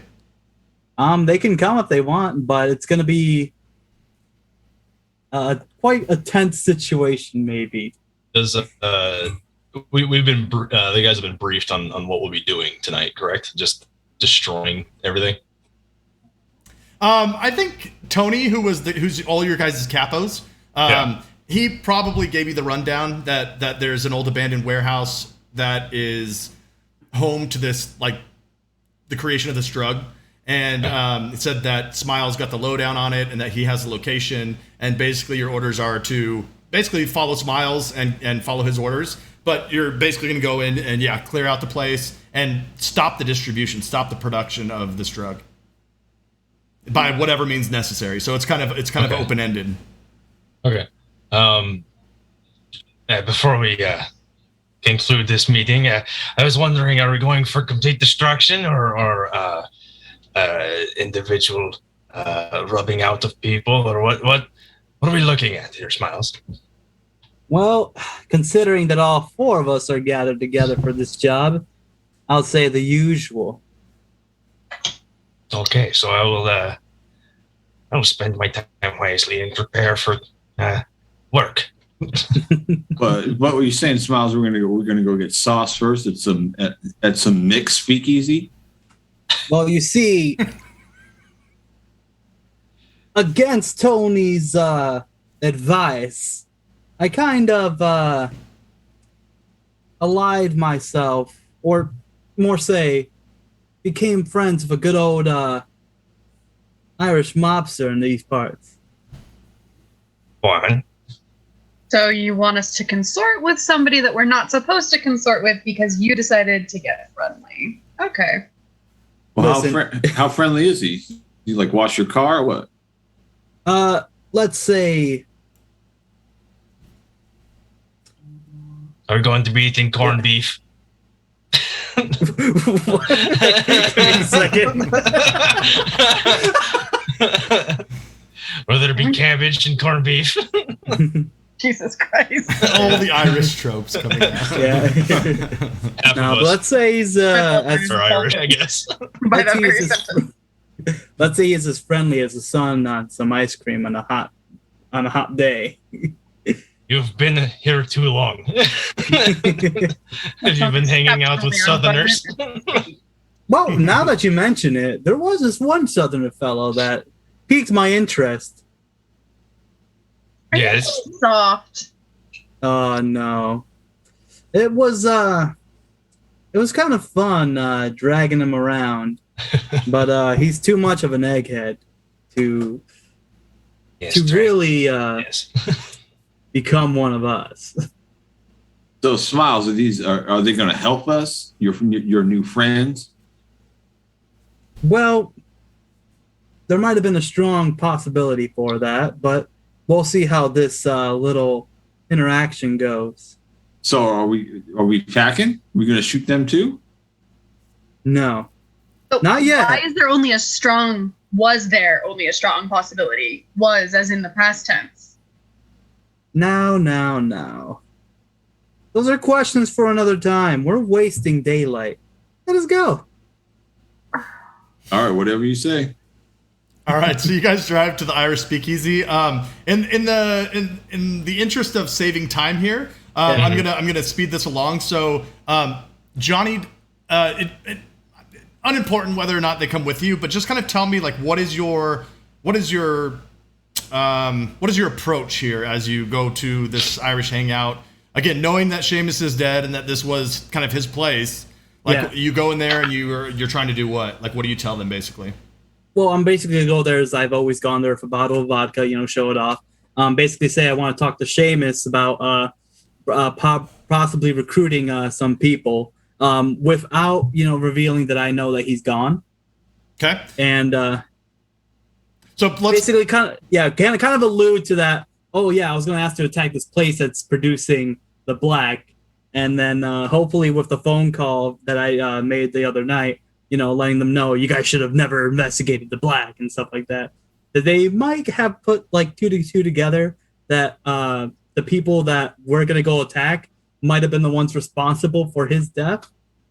Okay. So I try to kind of irk them into joining us a little bit. Okay. Very smart. So give me a fast talk roll first, and your fast talk roll is basically that to convince them that you don't know anything. You're like deceiving them that you haven't seen him, whatever it is. Oh no! That was so close too. How the mighty have fallen. you could spend 6 luck to make that a success. You should. Yeah, I'll spend 6 luck for that. Ooh, okay. All right. So you have you seem to have convinced him that you didn't realize that that Seamus was dead. And by the way, this is a guy that you've never talked to before, and it's not the bouncer. It's just like some other kind of like Irish capo maybe or whatever. But okay, now give me. I need a persuade for you to ask them to kind of tag along with you. Yeah. Damn. Okay. So basically, what happens is you go there looking for their help, and They tell you what happened to Seamus, and that they found a body. Well, oh wait, you go there you do go the next day. Okay, so yeah, basically that they found Seamus's body, and they're very suspicious of you. You can tell that you might put together that some of them might have known that like Seamus might have said something like I'm going to visit Smiles, at the water tower or whatever. But for whatever reason it is, like they just are very suspicious of you. And they don't agree to do the raid with you, and it kind of ends badly. Like they kick you out, and they say, if you show your face around here again, it'll be the last time. And basically, like say, stay in your own lane, that kind of thing. Yeah. Well, I'm gonna try to snatch back that vodka bottle. Then I'm gonna be like, well, then this bottle was for Seamus. Since none of you seem to care about him that much, then I'm going to take it back and give it to him. All right. We'll say that goes over kind of icily. I actually thought that might lead to a fight, but just again, in the interest of time, we won't go there. But they see you do that, and they're kind of pissed. Yeah. Well, of course. Yeah. I'm telling them that I'm making an action to avenge one of their people while they're just sitting around doing nothing. So okay. It was meant to be icy. Mm-hmm. Okay. All right. Besides, Smiles is sort of pissed that someone that he might have had to fight in the future has just kind of been taken away from him like that. Smiles' plaything is gone. Yeah. All right, so we'll fast forward unless you guys have anything you'd like to do. Fine with me. I'm gonna go get a few mason jars full of gasoline. Okay. The Right. second I heard like your character speak, I kind of assumed your guy would be the boom boom type. Yeah, very It reminds me this- of a mixture of Drax from Guardians of the Galaxy and Uncle Fester. Yeah, there you go. Also, the lamp from the Brave Little Toaster. Oh, God. I mean, the What a utter reference. psychopath. Yeah, exactly. It's a house of wax. But so he's just gonna go get some gas, and yeah. So Giuseppe's probably looking at him. The best way to describe him is greasy. He's just a greasy person. Okay. He's Animal from the Muppets. Mhm. Yeah. Any other gear that anybody is going to attempt to pull together, or I just have a Any- revolver and a switchblade, okay. and now I And have the gas. gasoline. I will Yeah, probably sure. also collect a few knives as well. I'm basically gonna fashion up molten cocktails. Okay. I'm definitely taking the rusty pipe. I'm taking the handgun and the Tommy gun. Okay. I'm also taking the bottle of vodka and Seamus's Colt. Nice. Okay. And what And about Anthony, Yeah. yeah, Anthony would have, he'd have his like 45 extra ammunition. He'd have a knife on him, but also like a blackjack. What do they call those? Like the thing you would, Yeah. Mhm. yeah, they would have those. He would have that too. Okay. Cool. All right. So you guys show up in Smiles' car. Yeah, Okay. why not? You guys show up in Smiles' car around 11 o'clock at the abattoir. All right. I'm gonna get out. Like, I'm gonna kind of like. Is it like parked where Preston's was, like further down the road a little bit? Sure. Yeah, if you guys want to do that. Okay. I'm gonna get out of my vehicle, get the vodka, and start pouring it down on the ground. Like in a puddle? Yeah, I'm just kind of pouring it down, like A final salute. a final salute. Yeah, a little There you final go. salute to Seamus. Oh, okay. Yeah. Groundbreaking ceremony. Yep. I have to And go grab- I'm gonna put a little bit on my hands too. Nice. Just kind of like I'm like disinfecting myself a little bit, and basically just gonna like talk to myself a little bit. Don't worry, Seamus. I'll make sure you're part of this too. This is fantastic. All right, so you guys all exit the car. You start making your approach toward the warehouse. As you again kind of walk up this dirt road to this warehouse, you notice that some of the transoms, some of the windows that are kind of higher up, there appears to be some light from within. It's not a bright light. It's not like it's lit up like a theater, but it's like it might look like a firelight or something kind of very weak orangish light. But it appears that it's occupied. There's someone inside, or you might assume that from the light. So I'm gonna just let start a fire at the back of the building. I'm gonna let them know like the layout that I found out. Basically, the front door has like the double gate with like the guard always there. A little bit to the left, there's a ramp that goes up into the entrance, and the back it's the same thing, but it's a bigger ramp. And on the right side of the building, there's a few doors that like you can enter through. One of them maybe with their hinges off. Why are the hinges off?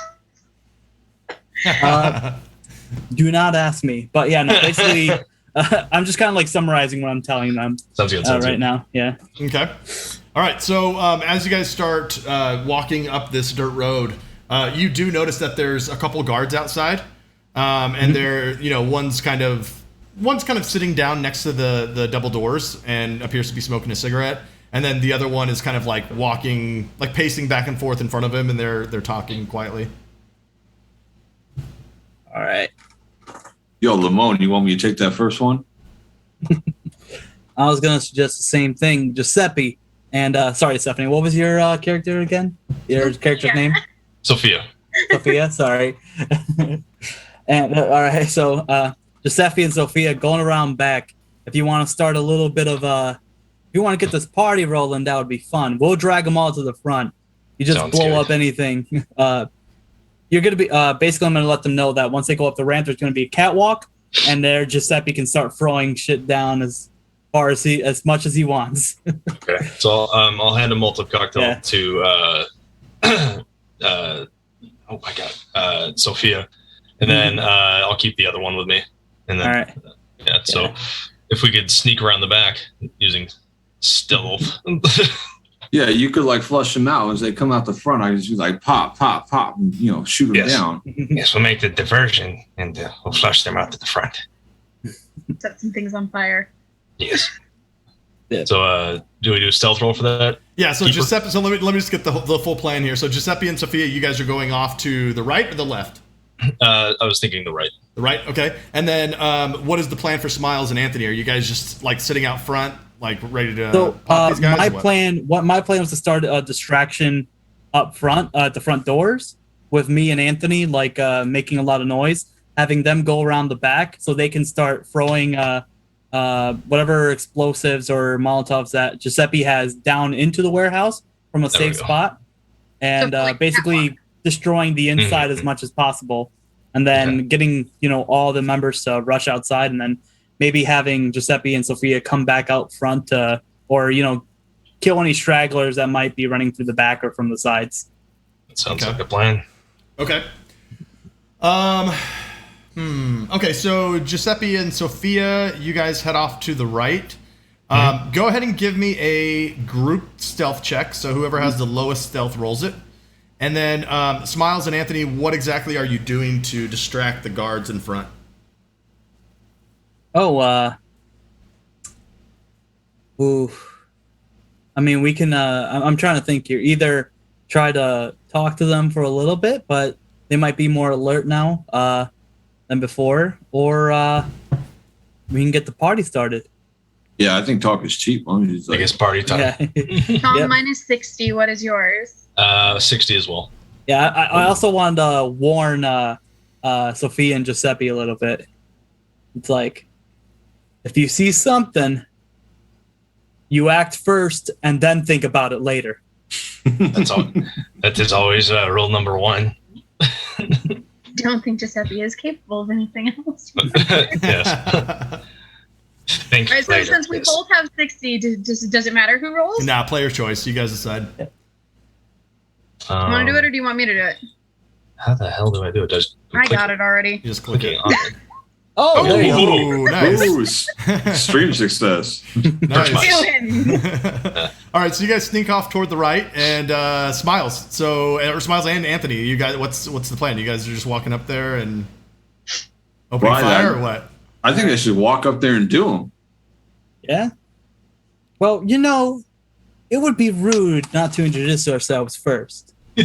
So Anthony's like a big dude. Anthony's like, Yeah. maybe, not terribly tall, maybe 5'10", but like he's like just As white stocky. as he is tall. Yeah. He's not going to be sneaking on anything. I could tell. Oh yeah. No, we're not sneaking. We're walking straight up. If you want to start popping first, I don't mind, but I'm going to give our introductions first. Okay, well, what are you going to say, Smiles? Well, I just need to know how fast I need to draw my gun in case things go south. I think they'll probably go south. well, what I want to tell them is they don't have to wonder where their God is, because he's right here. And then that's when I pull him out. Smiles is horrifying now, dude. And that's when I pull him out, and I pull out and I make him, right? That's what you're saying? You pull out and you make the prettiest picture on that barn I've ever seen, Anthony. All right, let's do it. Fantastic. I love every second of this. Very different tone from all of our other sessions here tonight. Oh, yeah. Oh, yeah. I was going to smile. It's serious. Yeah. I know. I've been playing a Southern gentleman, slowly going, over his head for a while. So They were all playing wafy people. Now it's like murders. Right. At this point, getting progressively more and more annoyed with Smiles. All right, so it sounds like Smiles, you're going to talk first. So do you just walk up there and start talking? What do you do? Oh, yeah. Basically, I'm going to be walking up and basically proclaiming my presence while I'm still holding out like my Tommy gun low down a little bit, kind of like aimed at the hip, looking at them and just yelling out towards them.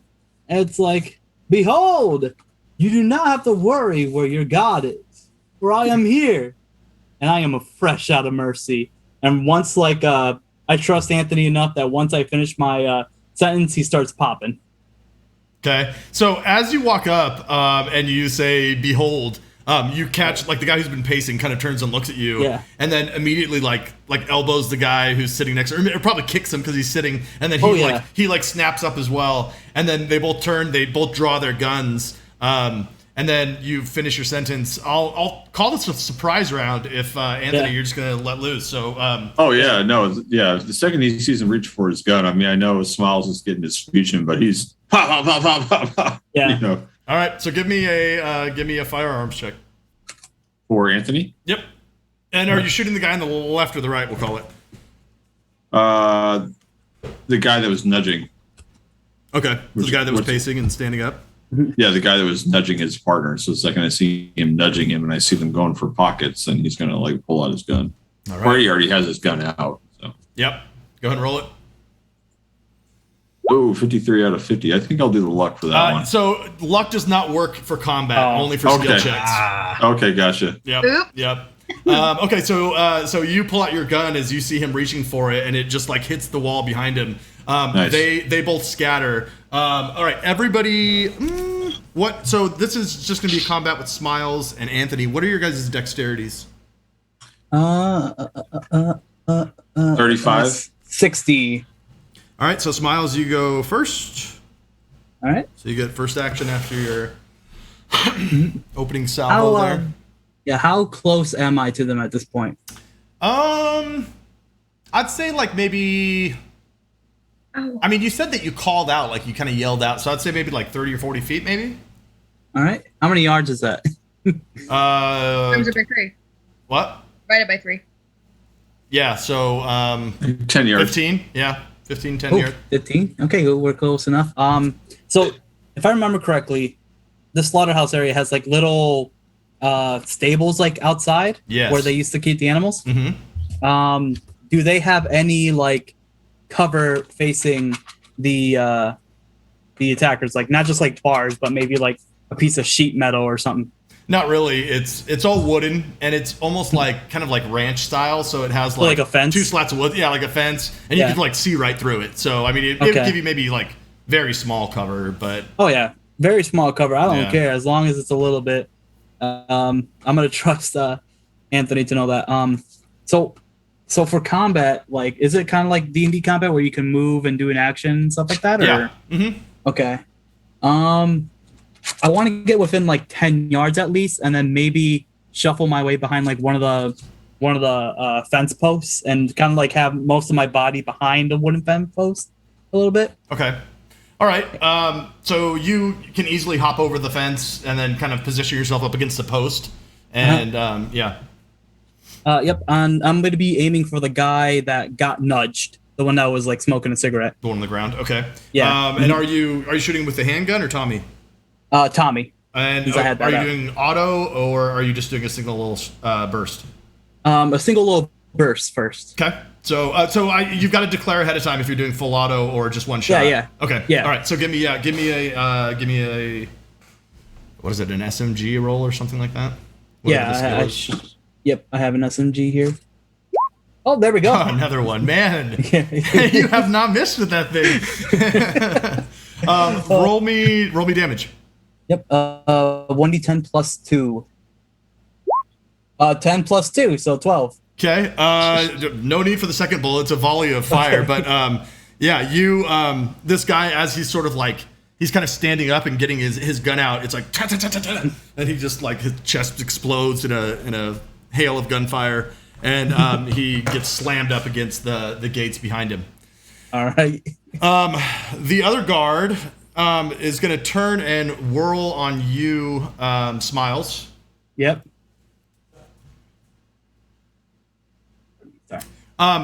So you guys know with gunfire, you're able to dodge gunfire.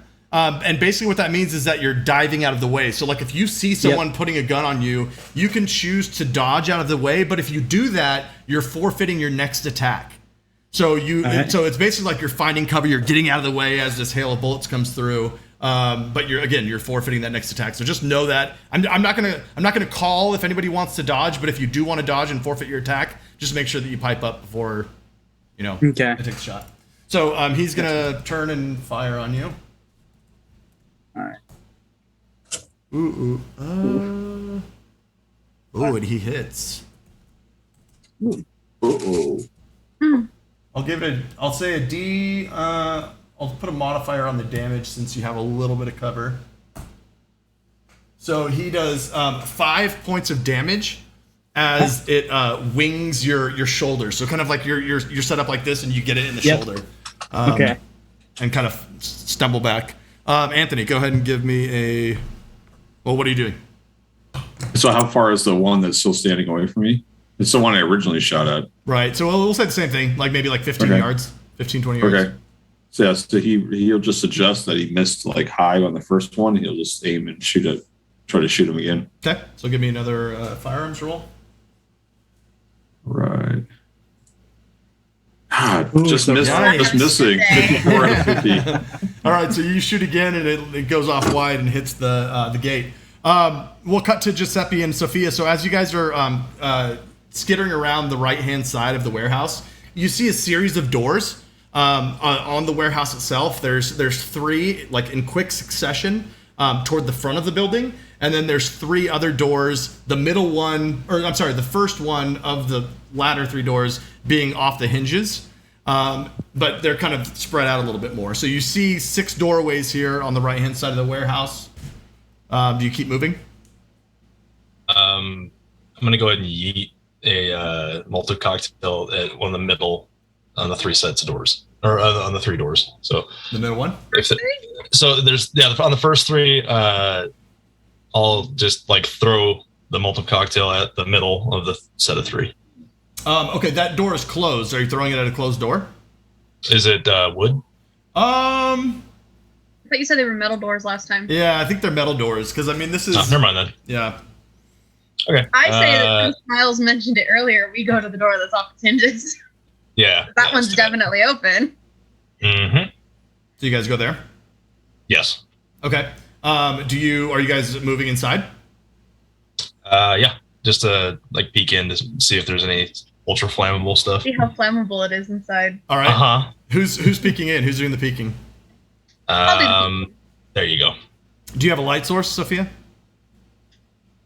Did we bring a flashlight with us? Well, I'll a say you guys have Zippo. flashlights. I think that's like a normal gear. You guys can have flashlights, but it's Alright. whether or not you want to use them, because I mean that's obviously going to give away your position. Well, since we saw some light from inside, I would peek first probably without one, just to see if maybe the light was coming from that area. Because you never know. Okay. The light does not seem to be coming from that room that you're looking in. It's dark, like beyond where the door is sort of hanging off the hinges. Like it's dark beyond it. I'll I look say in we with a just set it on flashlight. fire. Well, looking with a flashlight and see what I can see. Okay, so Giuseppe, you move forward and kind of like move the door so you can stick a head in with the flashlight. As you do that, gunfire rings out from the front of the warehouse, and then give me. And you said you're going in with the torch, like yeah. with the flashlight, like looking in. Yeah. Okay, so give me a. You know what? I don't even need a spot hidden. You see 2 men lying on the floor, and as the shots ring out, like it's almost kind of like you open, you're looking, and then pop, pop, pop, pop, pop. You see them like stir awake. Oh, Molotov cocktail. Light them on fire. Right in there. Yep. Wow. Give me a throw roll. Where the hell is that? Throw. Alphabetical Oh, should be on the 3rd column. Under T. Yep. All right. It's under So swim. how do I do that? Just click on it. Just click on it. Yeah. I think my sheet is stuck on edit mode. Hold on a Oh yeah. second. Make sure you take it off edit mode. It won't roll if you have it on edit mode. And then you know what? Go ahead and give me a bonus die since these guys. It's basically a surprise attack as well. So you can have a bonus die for your throw. Oh my god. I'll just roll a d20 because it's glitching out hardcore over here. D100. D100. Oh, that's right. Not d20. This isn't D&D. It's a d100. I'm gonna pull up your character sheet. Oh no. Oh, Bonus die, does that just mean like rolled again? How does that work? you rolled the tens place again, so just roll a D10. Okay. D10. 9. So okay. So you throw it, and it hits this small platform that's sort of in the middle of this room. And the two men are sort of laying to the side of this platform. So it hits the platform, it explodes, and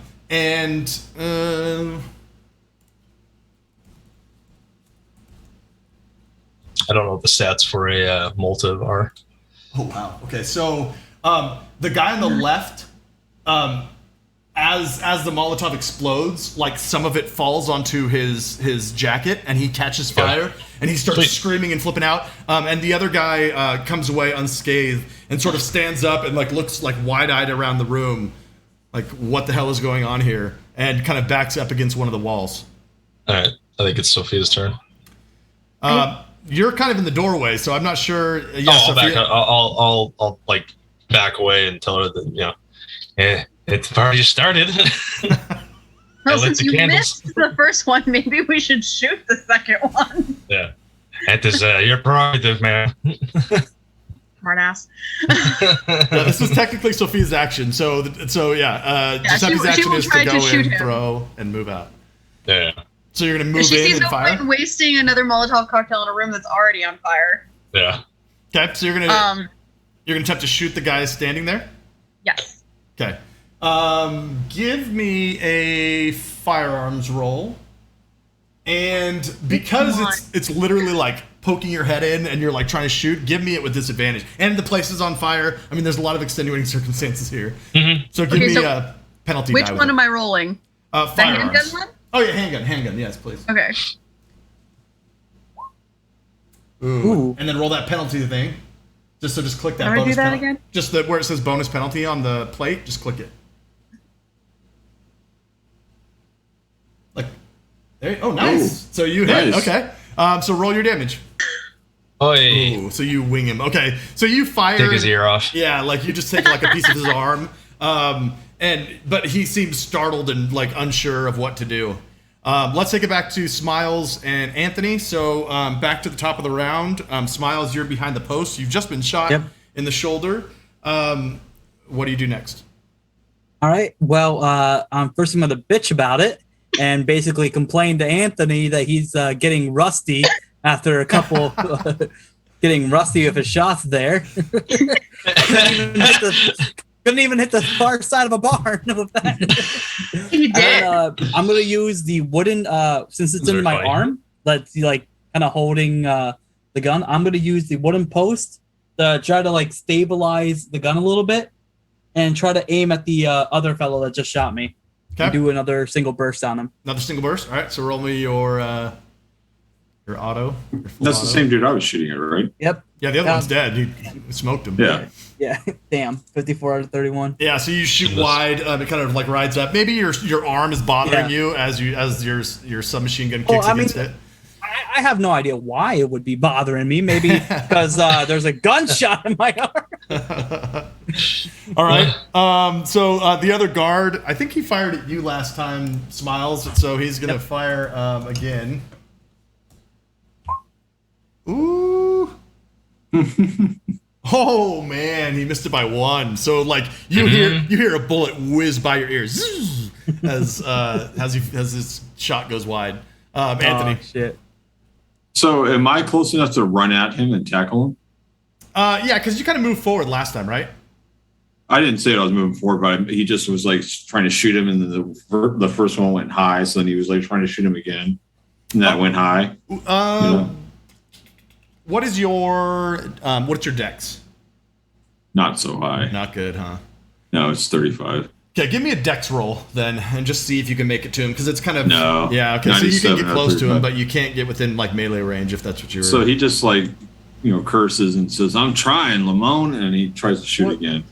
Quick question though, since he didn't move the other round, couldn't he have had a bonus die for aiming? Since he was just aiming at the guy? You have to take an action to aim. Yeah, okay. I didn't do that. I was just trying to shoot him.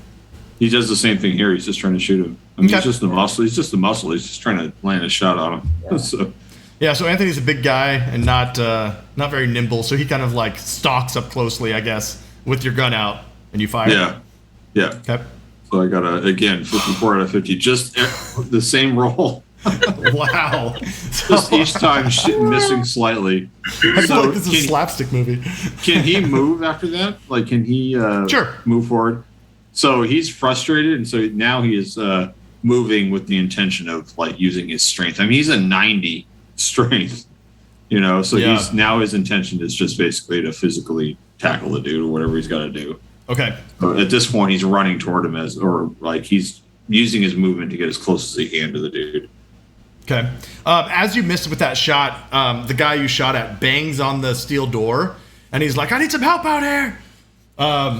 Let's cut back to Giuseppe and Sophia. So the room that you guys are currently peering in is on fire, and it's starting to kind of catch. What do you guys do? Move on down the line. So I would suggest with the remaining Molotov cocktail, we throw that in a different room. To Sophia. Isn't there a ramp on the back of the building? There is. Well, Smiles told you that there is. Yeah. So I suggest that we go towards the ramp at the back of the building. That way we can throw the remaining Molotov cocktails down from above, like hellfire. There you go. Yeah, as per Smiles' plan originally. Yeah, Giuseppe got excited. Okay. So is your guys' action to move around to the back of the warehouse? Mm-hmm. Yes. Okay. All right, so you guys will move toward the back of the warehouse. Let's cut back to Smiles and Anthony. So Smiles, you have the next action again. This guy is banging. He's kind of like moved back toward the door, especially as Anthony starts pursuing him. But he's banged on the front door, and now he looks like he's trying to like push it open with his elbow while still keeping like his gun up. But he looks like he might be in something of a retreat. Yeah. Dang. If I do an aim action, I can't shoot the same round, can I? Correct. Shoot. I can't. I have to. It would be fine if the place was already starting to go on fire. It would have been nice having the other guys have been quicker about their their Molotoving. But I'm gonna try once again to kind of shoot at the fella. Now that he's kind of like running away. Okay, so give me another firearms roll. Yep. There we go. You go. Nice. All right, so roll that D10. All right, come on, baby. 6 + 2, so 8. So 8. Okay. He's gonna have to make a con check.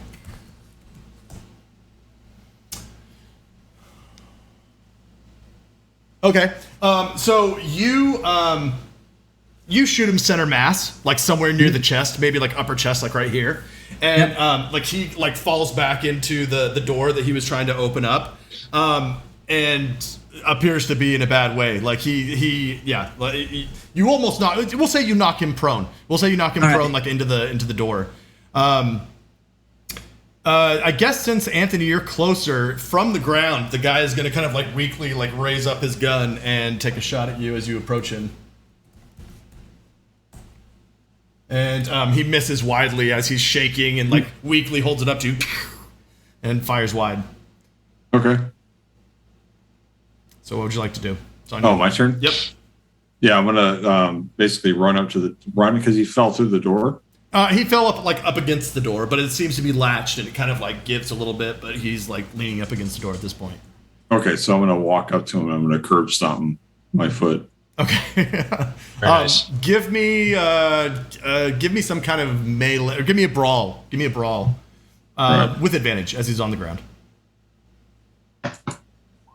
All right, 52 out of 55 success. Give me the bonus die because if you get an extreme success, you do max damage. So 30, 32. 32. Okay.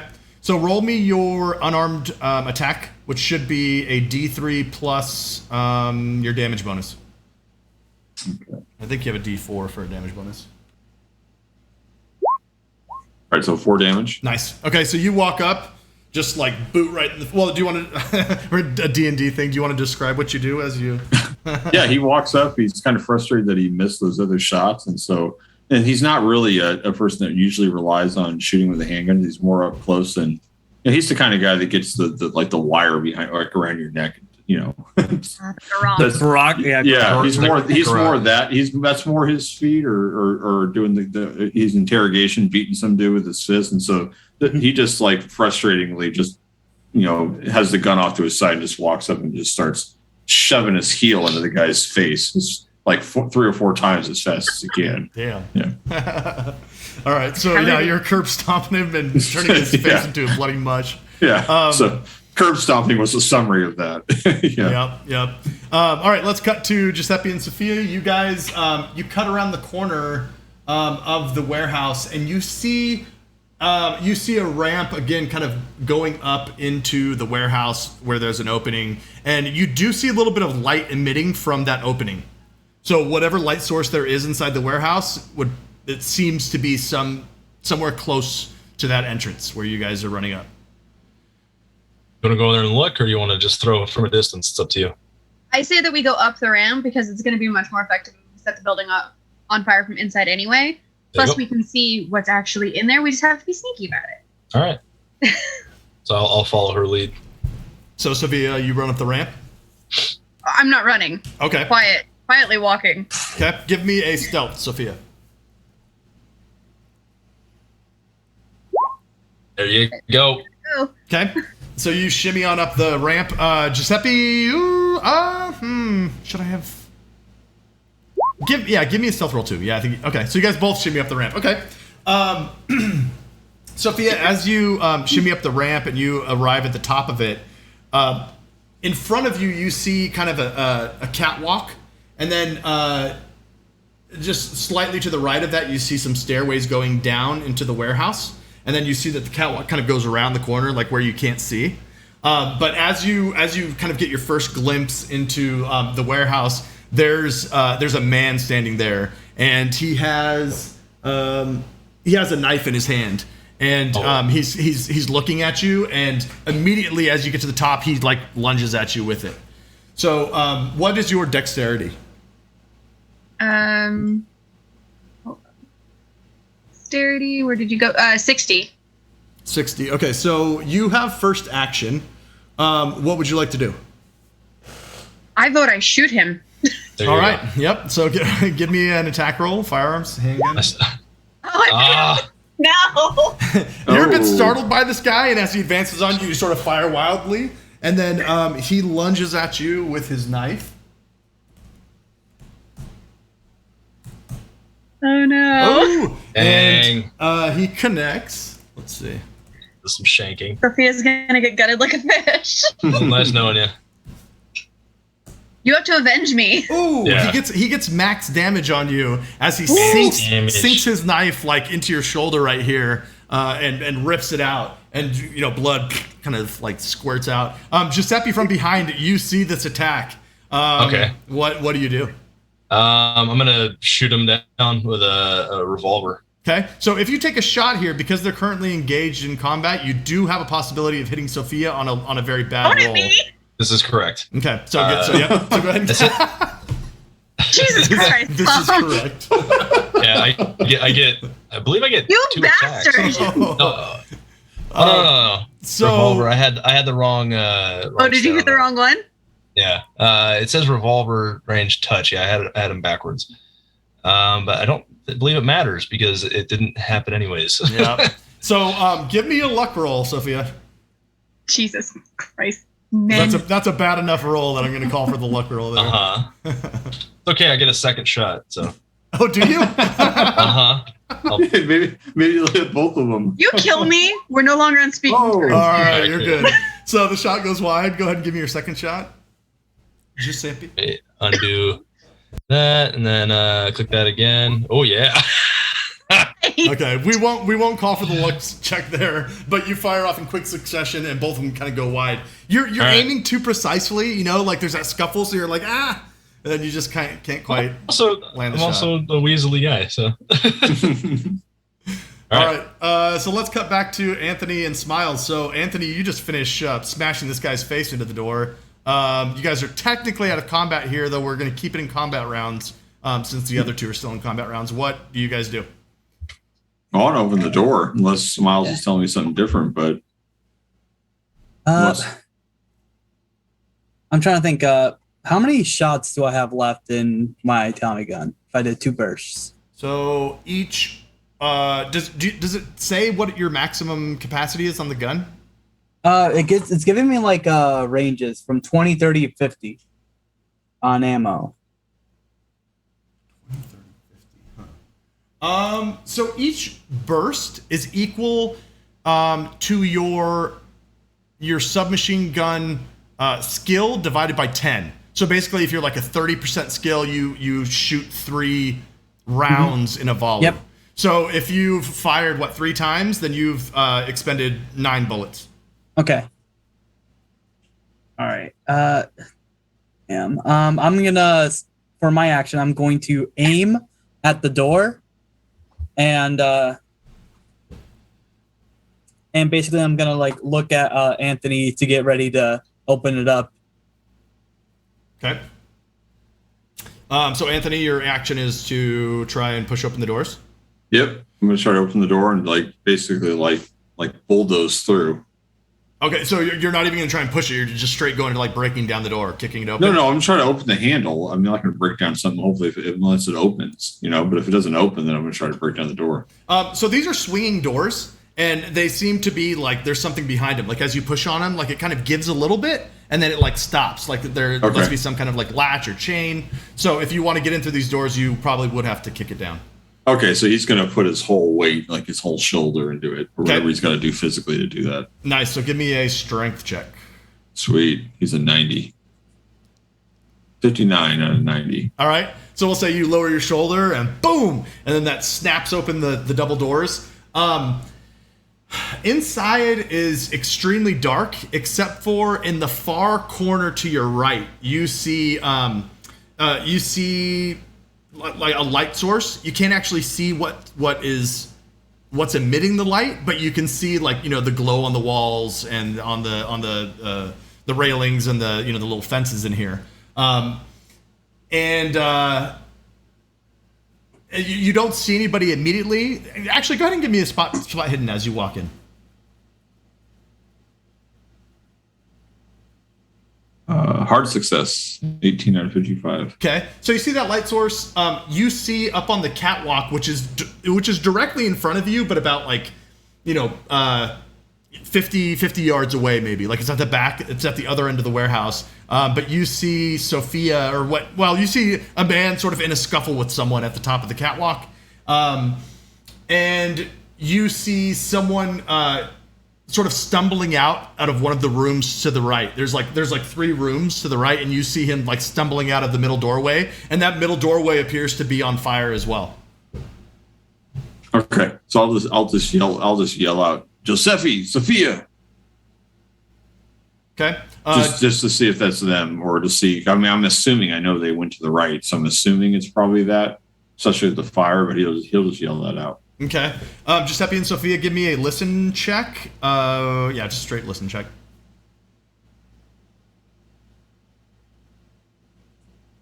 Edit mode off. So Sophia, you hear him scream out, and Giuseppe, you do not. Which kind of makes sense because you're kind of still Gun outside. Fired next to my head. Yeah. Closer. But Sophia is currently engaged, so I don't know if she has time to distract the guy who's currently trying to kill me, because logically he would also probably hear it. You're asking if it would what? If it would possibly distract the guy who's currently trying to kill me. Probably not. I mean, he's kind of in a life and death struggle with you right now, so that's what I was gonna say. He might have tunnel vision. I was gonna say the same thing. Tunnel vision for sure. Yeah. I was like, if he didn't, that'd be great. But yeah. So let's take it back to, that sounds like a good action for Anthony and Smiles. Smiles, are you advancing to go into the double doors with Anthony? Oh, I'm still at the place where I shot the 2 guys at. Okay. I'm aiming at the doorway though. Okay. Yeah. Let's go back to Giuseppe and Sophia. So we are in combat here. What is your guys' dexterity? 70. 70? 60. Okay, so you guys are both going to act before this guy. So Giuseppe, you got first action. I'll just run up and start knifing him in the face. You're going to knife him in the face? Yes. Okay, so give me a... I'm short.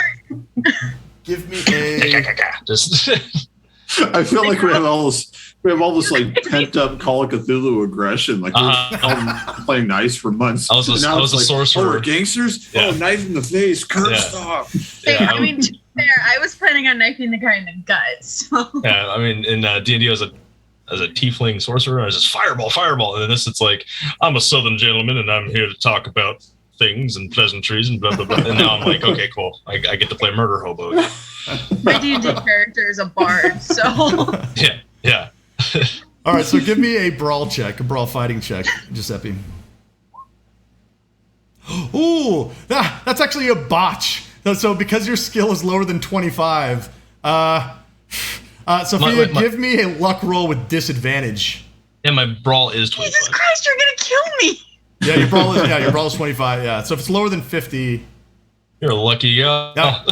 Roll. Well, hold on with disadvantage. So hit that bonus penalty thing too. Oh, so an 88 is what you roll. Roll your damage on Sophia, Giuseppe. I did already. It's a 3. A 3? Okay. So Sophia. Bastard! As the scuffle is ensuing, you see Giuseppe kind of lunge into the picture and like stabs you right in the shoulder blade. Like, yeah! So take 3 damage. I'm going to stab you both. How much damage have you taken so far? I don't know. I think you took 5 from the first guy, from the stab, and now you've taken another wound of 3. Give me a... I only have 10 hit points. He's going to kill me. He does indeed kill you then. So, yeah, Giuseppe in this brawl, you stab her in the back, and Sophia screeches out and just kind of like falls over. Oh no, I'm what have I Bethany done? On you, Tom. I am telling Bethany on you. What have I done? It happened again. This always happens. We'll say that the guy currently fighting Sophia is so kind of dumbstruck by you, like basically killing her for him, that he's like, I'm on your side now, I guess. He's kind of looking around like, what? And then he sees you and locks eyes with you, and then he moves towards you. He's not going to go attack this round because I'll say he's sort of surprised, but he's advancing towards you. As are all of us. Here's hoping that the Molotov cocktail I had on me doesn't break when I fall like that. So I'm assuming Anthony sees this from 50 yards away after he calls out, Sophia, Giuseppe. I missed, sorry. The third time and by this the way, week. Tom, Bethany said the audacity. Yes, exactly. Nice. Okay, so we'll cut back to Anthony and Smiles. I think Smiles, you have Dex order. So what's your action? Oh man, I just want to keep sitting here and aiming at the door just in case. I feel like if I move, the next thing that happens is that they're gonna all rush out. Yeah. I am gonna move up though, to another of the of like the pens with the fence area that's closer to the door, just so I have a better range on my gun. Or you're staying outside? Yeah, still staying outside a little bit. Okay. Roll me a spot hidden. Oh no. 42 out of 70. As you're huddling up there near the entryway into the warehouse, you see a car pulling up down the roadway, like down at the bottom of the hill. You see a car pull up. All right. And that's going to be your action. Is there anything you wanted to do or say before we move on to Anthony? So am I aiming down towards the door still or no? So, well, you tell me. So, are you staying there, like on the outside of the door, like looking in, or have you kind of like pulled up against the wall, like? Oh no, I'm still by like one of the pens that are closer to the door, with one of the wooden fence posts, and I'm like still aiming at the door where Anthony is. Okay. So yeah, because I want that bonus die. So from this vantage point, you can kind of only see, and it's not a great vantage point to shoot inside the warehouse from here because you're kind of off to the side. Yeah, so like you can see Anthony moving in, and then you can maybe see like one of the small rooms to the right in the warehouse, but then you kind of can't really see like further in. Yeah, I'm just trying to set up to see if any of them push out, basically. Okay. So that's what I'm like setting up for. Okay. And then Anthony, what do you do when you're inside the warehouse? Well, he sees. I'm assuming he sees Sophia falling, right? I mean, it kind of depends, because I think what might draw your attention first is the guy stumbling out of that room that's on fire, like right in front of you. Oh, okay. It's the guy stumbling out. Yeah, and he doesn't have like a weapon in hand, but just is kind of like looking around, sort of bewildered. How far is he away from me? 15 feet, 20 feet. Like far enough for me to run at him and just clobber him. I think the movement is like your base dexterity in feet. I'm not quite sure. I should know that. But we'll just call it a dex check. So give me a dex check to see if you can get close to him. I failed. Yeah. 17 out of 35. Yeah, your guy's pretty slow, so he probably can't reach him. Okay, so he'll rely on the handgun, even though he's not feeling too confident with it. Okay. So he'll be moving toward him, and then as he gets closer, he's going to shoot. Perfect. Okay, so give me a firearms roll. Still failed. 82. He hasn't landed a shot. Another wide shot. And this guy, like, as you fired him, like, sees you and locks eyes with you, and starts like bolting like deeper into the warehouse. So he like turns to his right, turns around, and starts running. Okay. And then give me a spot hidden. All right. 66 out of 55. Failed that too. Okay, cool. Let's move to Giuseppe. Giuseppe, I think you have dexterity on this guy, so you act first. Okay, I'll gun him down. Okay. You're basically point blank, so give me a. Yes. You can give me advantage. Okay. On the roll, on your firearms roll. All right. Click. All right. Hit the bonus. Bonus 4. So 43 hits. 43 out of 45. Yep, and then you do damage 5 damage to him. Okay, so he needs to You roll. killed her, you bastard.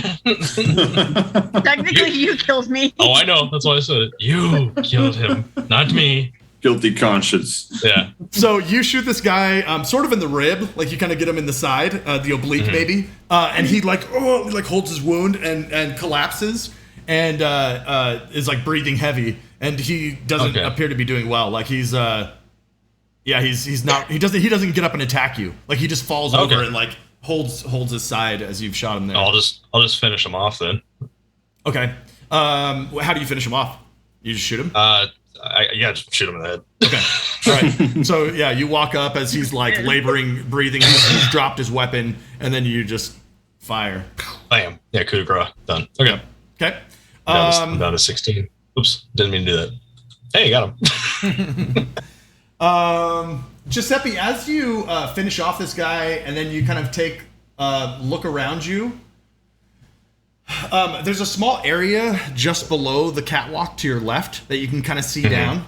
And you've made enough of a ruckus here that there's a small group of people here. One guy is laying down in the middle of this circle, and there's like 3 or 4 other guys around him, and like 2 or 3 of them like look up and spot you as you fire off and see this guy. So there's like 4 no guys. Death saving throws or anything like that, right? It's when she's dead, right? You can attempt to stabilize her if you wanted to do like a first aid check, but that would that'd be next round. Yeah, I'll probably have to do that next round. I wanted to make sure this guy was dead, but I at least want to try. I know there's not any time, but at least want to get that going next round, and then there'll be hellfire raining down on them after. Yes. All right. So let's go to Smiles. You're acting first outside. All right. So this car is pulled up. You see a couple people exiting the vehicle. They have fedoras on, and they seem to be equipped with some weapons. Oh shit. Is their style anything similar to what I remember maybe seeing at the bar? Give me an idea roll. Give me an intelligence roll. All right. Oh damn. Yeah, you can't tell. Well, yeah, I can't tell because maybe there's a gunshot on my arm. All right, so I can't tell. Well, damn. Basically, this this is no time. Just sitting back a little bit. I'm gonna basically walk up to the door, kind of like I guess right behind Anthony a little bit. Or is Anthony? Are you still in the doorway? I think I moved in already. I moved after the dude. Yeah. Oh, so you ran into the darkness as the dude. Pretty much. All right, I'm gonna walk up into the doorway, and switching my gun to full auto. I'm gonna shout, "You better duck if you don't want to get shot, Anthony!" And just start full bursting inside. Oh shit! So Anthony, do you dive for cover? If I hear that, yeah. Okay, so this will forfeit your action essentially. Yeah, I mean, I'm guessing he knows Lamone, that if he hears him say that, he's like, "Oh shit!" Gets down on the ground. Okay, so you dive for cover. Roll me a dodge, Anthony, just to see how well you duck out. And then, Smiles, are you aiming at a particular target, or are you just like spraying the warehouse? We're full going. What's his name? Montoya. Fucking say hello to my little friend. Just strafing left to right until my whole clip's gone. And I got an extreme success, so I think he knows what Lamone's about to do. So he's like, "Oh!" and he just dives off to the side. Yeah. And of course, like when I'm shooting, I don't aim down toward the ground. I aim like at hip level to basically kind of shoot anybody who's still standing up. Okay. So sort of toward the back, near the catwalk and the steps up to the catwalk, you see a couple guys emerge, sort of around the corner and into your line of sight. So give me a firearms check. All right. Just my submachine gun or just regular firearms? Yep. No, your submachine gun. If you're using your Tommy, yeah, give me that. Yeah. 81 or 31. Okay. Give me a second one. Yep. Okay. So no need for the penalty there, and then give me a third one. So all of them are failures. Okay. So you walk in and you just spray this place down. The two guys that kind of advance into your sight, like hurriedly, like jump back behind the corner as you spray this place. Anthony, you dive into that second opening, which is kind of like a doorway, and this is looks like where there's like hangers and it looks like a large closet almost, but like a lot more metal, a lot bigger. But it looks like they used to like hang like pieces of meat around here. Yeah, so we'll leave it there. So you've dove into that room. Smiles, you're spraying down the room, and Giuseppe, what do you do? I'm gonna try to see if I can revive Sophia. Okay, so you rush over to Sophia's body. Go ahead and give me a first aid check. Hey. So you have stabilized her. Sophia, you can give yourself one hit point. Actually, don't give yourself a hit point. We're gonna keep that at 0 for right now. But she's just unconscious. But she's not unconscious. Dead. But I mean, her breathing is labored. Like, she is not in a good way. She's bleeding out. You seem to have somehow staunched the bleeding. Say it again. Okay. Wasn't I at 2 before? Because I got hit for 5 and then I got hit for 8, and I have 10 total. You got hit for 5 and then you got hit for 3. I think was the other attack. So so I still have 2. Oh, let me see. Hold on. Let me see what the. Yeah. She got hit for 6 and she got hit for 3, so she's at 9 damage. 9. Okay. Oh yeah, so I would still have 1. You would have 1 hit point. Oh, okay. Okay. Then in that case, well, then do you still want to do the first aid, Giuseppe? No, I was gonna. I mean, she's alive. So I'll just go ahead and take her Molotov and throw it down on the gathering of people. Sophia, give me a Constitution check then. This is kind of retconning it, but give me a con check. Constitution. If she fails that, then I'll probably try to give her first aid. I failed. So to your eyes, Giuseppe, she looks like she's dead. She basically falls over as you stab her. Yeah. And then you do the first aid. Her first aid. Yeah. So then you'd regain a hit point. So you should be at 2 hit points, Sophia. You've regained consciousness, but you're out of door. Yeah. Yeah. You have 2 hit points, and you're like, laying down on this catwalk with just haywire madness going around. That was crazy. I suggest you make your exit. How the hell is she supposed to make her exit to? Slowly, carefully. Crawling. Yes. Any means necessary. It's about to be on fire in here. All right. Let's cut to Smiles. So Smiles, what do you do for your next action? Are you inside? Where are you at currently? I'm at the doorway still. Okay. And I'm gonna reload and do the same thing if I can do those both. Okay. Reloading will take your entire turn, so I think you still have enough to fire off another volley if you want. If you want to do another full auto. Another blast. full auto. Yep. Oh yeah, sure. Okay. Doing the same thing. Yep. So give me the first roll. Kind of spraying the room. Nope. Give me second roll. Yep. Nope. And give me the third. No. Oh, so yeah. you're just wildly spraying this room. Oh yeah. No, I don't expect to hit anything. I'm just like here trying to create as much of the diversion as I can at this point. For sure. All right. Let's see. The fact that the other two have not thrown down Molotovs at all yet means something's fucked up. Yeah. Yeah, you can say that. Accurate. So, Smiles, as you're like letting this volley go, and suddenly you feel these hands grasp you from behind your shoulders. Yep. And you hear the familiar kind of like whooshing sound of some kind of large set of wings, and you feel yourself being pulled up off the ground.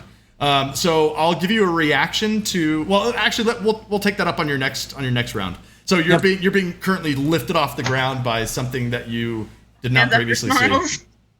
Yeah. Anthony, what is your action here? So what can I see? Since I dove on the ground and Roll me spot hidden. okay. Right. 36 out of 55. You're looking around you as you kind of like gain. You're trying to like sense kind of like what kind of room you're in, if you're in any danger, if there's anybody here.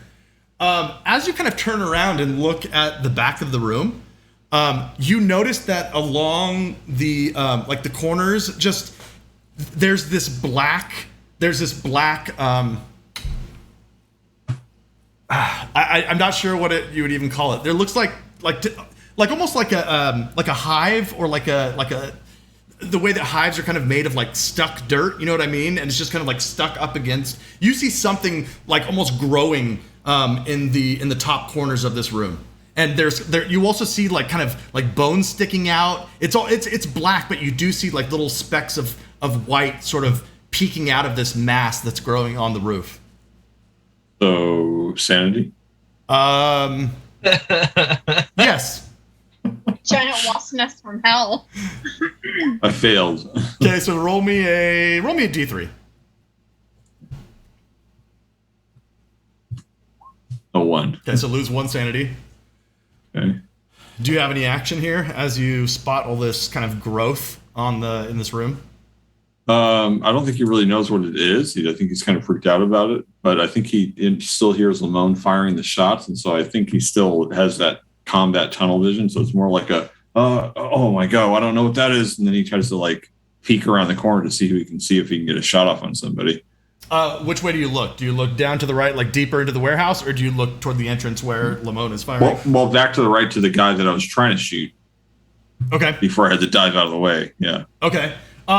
So as you kind of peek around the corner, you don't see much. You can see both Giuseppe and Sophia on the top of the catwalk, and then you can kind of see some like commotion to the right, like some bodies kind of running to and fro. You hear voices of men coming right beside you. It's basically the next room over, but it's open. But yeah, you hear like voices of men there down that way, and some commotion, like people running, like bodies moving. So I think he would use his action to try to get himself into a position closer to where people are. The people, but try to stay in the shadows. Not right out in the open as much as he can. Okay. He's not a very stealthy dude. He's pretty big, but he would use his action to get closer to put himself into shooting position, basically, or at least to have a reaction to whatever they're doing. Okay. So it sounds like, are you trying not to be seen while you get into position here? Yeah, because he doesn't want to like be, an easy target, basically. Yeah. Give me a stealth check as you sneak out to that corner. Okay. He totally failed. 96 out of 20. Botch. So you're you slip as you come out and like just make a kind of crash into the wall and it rattles the metal walls. Okay. Yeah, so somebody has heard you. And then as you kind of crash into that wall from the room that you just exited, you hear a squelch, kind of like a shifting of movement of like kind of juicy and crunchy and the same. Oh. Yeah. Okay. All right, let's go to Giuseppe. What's he doing? He just successfully aided Sophia. Let me see. Can you call it 8 though if he was the one that stabbed her? Just saying. He owes me like drinks when I live and dinner after this. I owe you 2 more hit points is what I owe you. So, Giuseppe, before you take your action, you see down like below you and to the left where you saw that group of men. You see one man on the ground, just screaming in pain, and sort of like up to like just beneath his chest and his torso, his bottom half is all black, and it's almost kind of like crusted, like it's sort of like withering away, and he's just screaming out in agonizing pain. And the other men that are down there have kind of scattered and moved out of the way. Okay, so there's like a large grouping of people. You assume that they're still down there unless there's some exit, but the only person that you see is the guy sitting in the middle of the room, basically, who's screaming in agonizing pain. Okay, those stairs heading up to where we're at, are they wooden? No, it's like a catwalk, so it's like a metal grate. Everything, all the liquid goes down. Slaughterhouse. If I take an immediate look around, is there anything I can do some serious damage to, or is it just all metal slaughterhouse? In terms of throwing your the remaining Molotov. I mean, so some of this edifice is constructed with wood, but I mean, like the walls might be wooden. Some of the pens, like the gates, might be wooden as well. It's like a mix of like aluminum and old rotted wood. Okay. So I tell you what, I know is flammable though is that half a person down there. So I'll go ahead and throw a Molotov at that guy. Sweet. All right. Yeah. So I'll go over to Sophia and I'll go. Pardon me, but I'll be taking the rest of the Molotov. I don't mean to give something and take it away, but then I just take it away, and then I just walk over and just go ahead and yeet that down onto that gentleman who's not in good shape. All right, so no roll required. You throw the Molotov down there, it engulfs him in flames. Okay. He doesn't really scream much louder because he's already in excruciating pain, but he goes up, and then you hear another commotion. Like you hear like men screaming down there. They're not within eye shot, but you can hear them scream as like the fire explodes, basically. Okay, I'll try to. I don't know if I have any movement left, but I'll try to take Sophia out to the back, the way we came in. Through the ramp. We'll have a nice slide down. Yay. Okay. All right. So we'll say that you can pick Sophia up, and you're kind of headed out. All right. Let's go to Smiles. So Smiles, you've been seized by this creature from behind, and you have left your feet. What are you attempting to do? All right. Fuck. Me go. Yeah. Yeah. I'm trying to like think what I want to do. Fuck. So how am I like just starting to get off the ground? Yeah, now, you're or? probably like 5 feet off the ground. Like he's just grappled to you and like taken you up. So I'm giving your kind of reaction here is going to be your action. I'm going to assume that I dropped my Tommy gun because just flew off. Sure. Okay. I'm in a bit of pain because it's probably grabbing where I got shot. Good call. With my good arm, I'm gonna pull out the rusty pipe, and with the sharp end, I'm gonna stab upward, going for like I guess I'm assuming it's the same thing that tried to get me the other night, so I'm gonna try to vaguely guess where its torso/crotch area is, and just there you go. Stab it up there. All right, so give me an attack, a brawl, fighting attack. Right. Yep. I'm gonna use 7 for that. Oh, you can't use luck in combat rolls. Oh, damn. Yep. So you try to swing at it, and you do connect with it, but it doesn't seem to do much damage. Like, you can't get enough force behind it to like really feel like you got a good shot on it. And then it pulls you up higher, and as it pulls you up higher, between your legs, a small tendril comes out. And this tendril is like fork shaped almost, like a demon's tail, and it comes out and just kind of like snakes out between your legs. So it starts to move in like towards your torso, and like and you're able to like kind of like fight it off. So you're like hitting it with the lead pipe, but he is pulling you up, and you're like fighting off this tendril that has suddenly appeared between your legs. All right. All right, let's move to Anthony. So, Anthony, you see in like a hail of fire, suddenly this room that you were just looking at explodes into fire. What do you do? He's looking for victims to see anybody running in his field of vision, because once he does, he's like, pop, pop, pop. So are you gonna like look around the corner so that you can see the full like back corner? Yeah. Okay. Yeah, he's looking for people to shoot, basically. Like, he knows what the plan was. The plan was to flush him out, and so he's there ready to, who's running toward him, who's trying to escape, he's going to shoot him down. That was the plan, so. Okay. So you see, we'll call it 3 men that are sort of huddled in the corner. Like, they're kind of like moving as far back against the wall as they can to get away from the fire. You have a shot at any one of them if you'd like. So you can just kind of shoot into the group, or you can He'll just shoot into the group, probably like aiming toward the guy in the middle, so that if he misses to the right or left, hopefully hits one of them. Okay, so give me a firearms with a bonus die. Okay. So there's a failure. And then just roll that. This guy can't land a shot. Still hit 87. Wow. So inexplicably, you fire into this crowd, and like you miss all these men who are screaming in the corner. At that moment, you hear the squelching and the cracking coming out of that room that you just exited. And squelching and the cracking. Sorry. All I can think of is alien eggs. Suddenly the walls that were like, it's an open room, and there's just a doorway with no door on the hinges, but those walls explode, and you see this giant form kind of take shape, and it's all black muck, and it kind of like curls up into like a large sort of formation, and you see cattle heads and ribs just all kind of sticking out of it. And go ahead and roll me sand.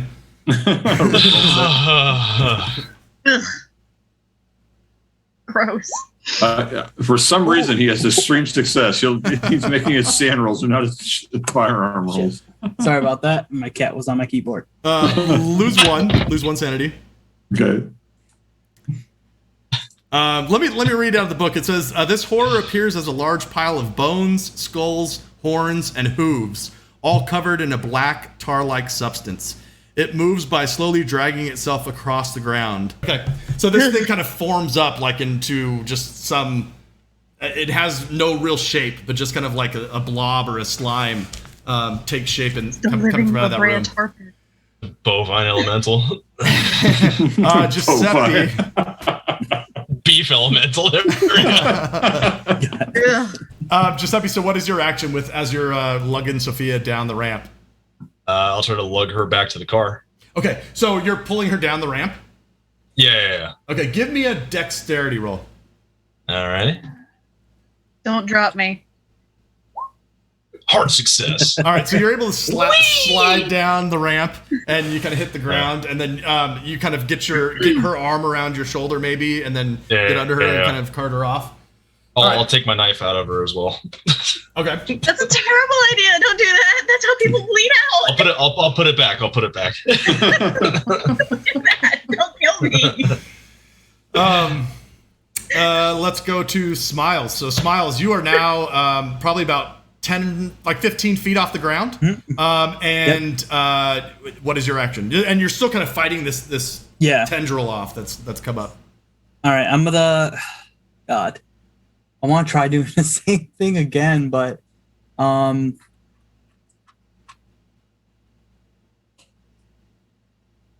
you know what? While I'm kind of fighting off the tendril with the lead pipe in my good hand, with my bad hand, I'm going to try to reach in, grab the Colt from Seamus that I picked up, and basically aim upward and just start shooting at it. Okay, so give me a firearms check. Will this be handgun or? Handgun, yep. Okay. Oh, damn. So close. You fire wildly. Yeah. And this tail moves in again. This tendril, I should say. And it connects to your ribs and starts like moving back and forth. And it's almost a tickling sensation. You kind of like you burst out in laughing, but it's extremely uncomfortable. It's like you can't breathe and you're huffing and puffing. And meanwhile, this thing like continues to drag you up even higher into the warehouse. You are now close to like where the roof of this place is. And you're looking down onto the warehouse, and you can see as you look out this giant blob sort of oozing out of one of the rooms. And you're high up there. Give me a spot hidden as well. All right. Oh, yeah, now I get a fucking 24. And as this thing pulls you up, you see another one of these things perched on one of the rafters. And it's sort of like, it's like hunched over like a gargoyle, and its wings are sort of like wrapped around it like a vampire or like a bat. And it's just kind of like sitting there and waiting. Is it like in the same position as the one I saw in my dream? That one was a little bit bigger, but now that you have seen these things, the things that were suckling at its those are these creatures. Give me one more sanity check, because you haven't lost any sanity from seeing these things yet. Now you've seen their full horror. Yeah, now you do. All right, roll me a d6. All right. This thing's waiting for Giuseppe and Giuseppe 5. to pop out. So lose 5 sanity. Smiles. All right. Anthony, you are in between a rock and a hard place. What is your action here? Yeah, I mean, I think he's frustrated that he can't hit these guys. He probably thinks he's just too far away, and he sees this thing behind him, and he'll look to see if Smiles is behind him, and then I think it'll like in a brief second he'll realize he's totally alone. That's right. He will try to run around the mast toward the front door. So. Okay. All right. So, oh boy, this may not be good. So fucked. Oh, jeez. It's not a good sign. No. I'm not even gonna roll for this. These tendrils pop out from the monster as you're running past it. They just kind of whip out and just sort of. All 3 of them like land you and grab your arm, your leg, and basically just rip Anthony in twain. So like just they all grapple and just in a splatter of blood, he's torn apart and just kind of tosses the body parts to the side. Thing is, Anthony is technically the first one to die. So as Sophia, as you guys are wheeling around the corner, coming out of the first door, you see 2 men and one other kind of like small guy behind him. And when they come out, they spot you. And the smaller guy behind the 2 men says like, "Get them!" And then he starts booking it toward the front of the warehouse. And the 2 men turn towards you and Giuseppe. Any action here? I don't know that you can do much. Do we have any extra Molotov cocktail? I think you guys used both of them. Yeah, you did use both of them. All right. I wonder if she has enough energy to actually shoot someone. I'll give you a roll for it, but it'll be at disadvantage or with the penalty die. All right. Well, she'll attempt because she really doesn't want to die today. It's not looking so great on that front. Nope, I suck. All right, so you fire wildly. All right, let's go to Smiles. Smiles, you're 20 feet up in the air in this warehouse. Not looking so good. What's your plan here? Well, the plan is do as much fucking damage as I can, at least. Though, seeing as how things are, it's not going to be that easy. Oh, you know what? In fact, because that tail, that barbed tail, is tickling you, your only action is to try and wriggle away. So give me give me a dodge roll. The only thing I'm fucking good. So you're able to get that tail off of you, and get it to stop, tickling you. What do you do now that you're free? Well, I'm still fucking flying, so. Yeah, he's still got a hold of you. You're way up there too. All right. God. So I can still see the blob thing, right? Yes. Below Is it you. how is it like right under me, or is it kind of? It kind of is. Probably like 15 feet over, and then 20 feet down. So it's a little bit kind of on the other side of the warehouse, but basically kind of underneath you. Yeah. Slightly off center. Ooh. There's not much that I can actually do here, but to try to get away from this thing first.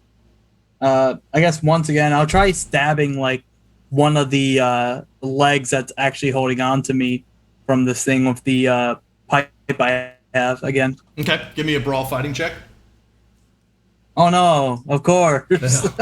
And then the creature releases you. Roll me 2d6. 2d6. 9. 9. Now you take 9 points of damage. Is that enough to kill you? Oh yeah, I was already at 6 from the gunshot. So you plummet toward the ground and then just out of the way, just splat on the ground. We're just going to kind of wrap this up. So Sophia, as you're being carried out by Giuseppe and these men are all standing in front of you, seemingly ready to kill you, suddenly from the door behind them again bursts this black mass, and you see again the tar-like with lots of bones sticking out of this creature. Go ahead and roll me sand. And basically this creature whips up the 3 guys in front of you with these tendrils and just kind of like slams one against the wall like a rag doll.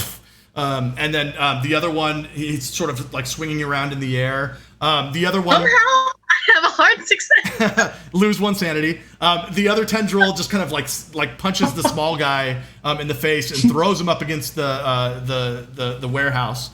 So they're not looking good. So do you guys, I assume, would just kind of like try to make your way past them, or what do you do? I would suggest that we actually go around the other side of the building, away from the giant tar pit monster. Yeah. Because I have no desire to tangle with something that just did that. So I'm already fucked up enough. I don't want to die.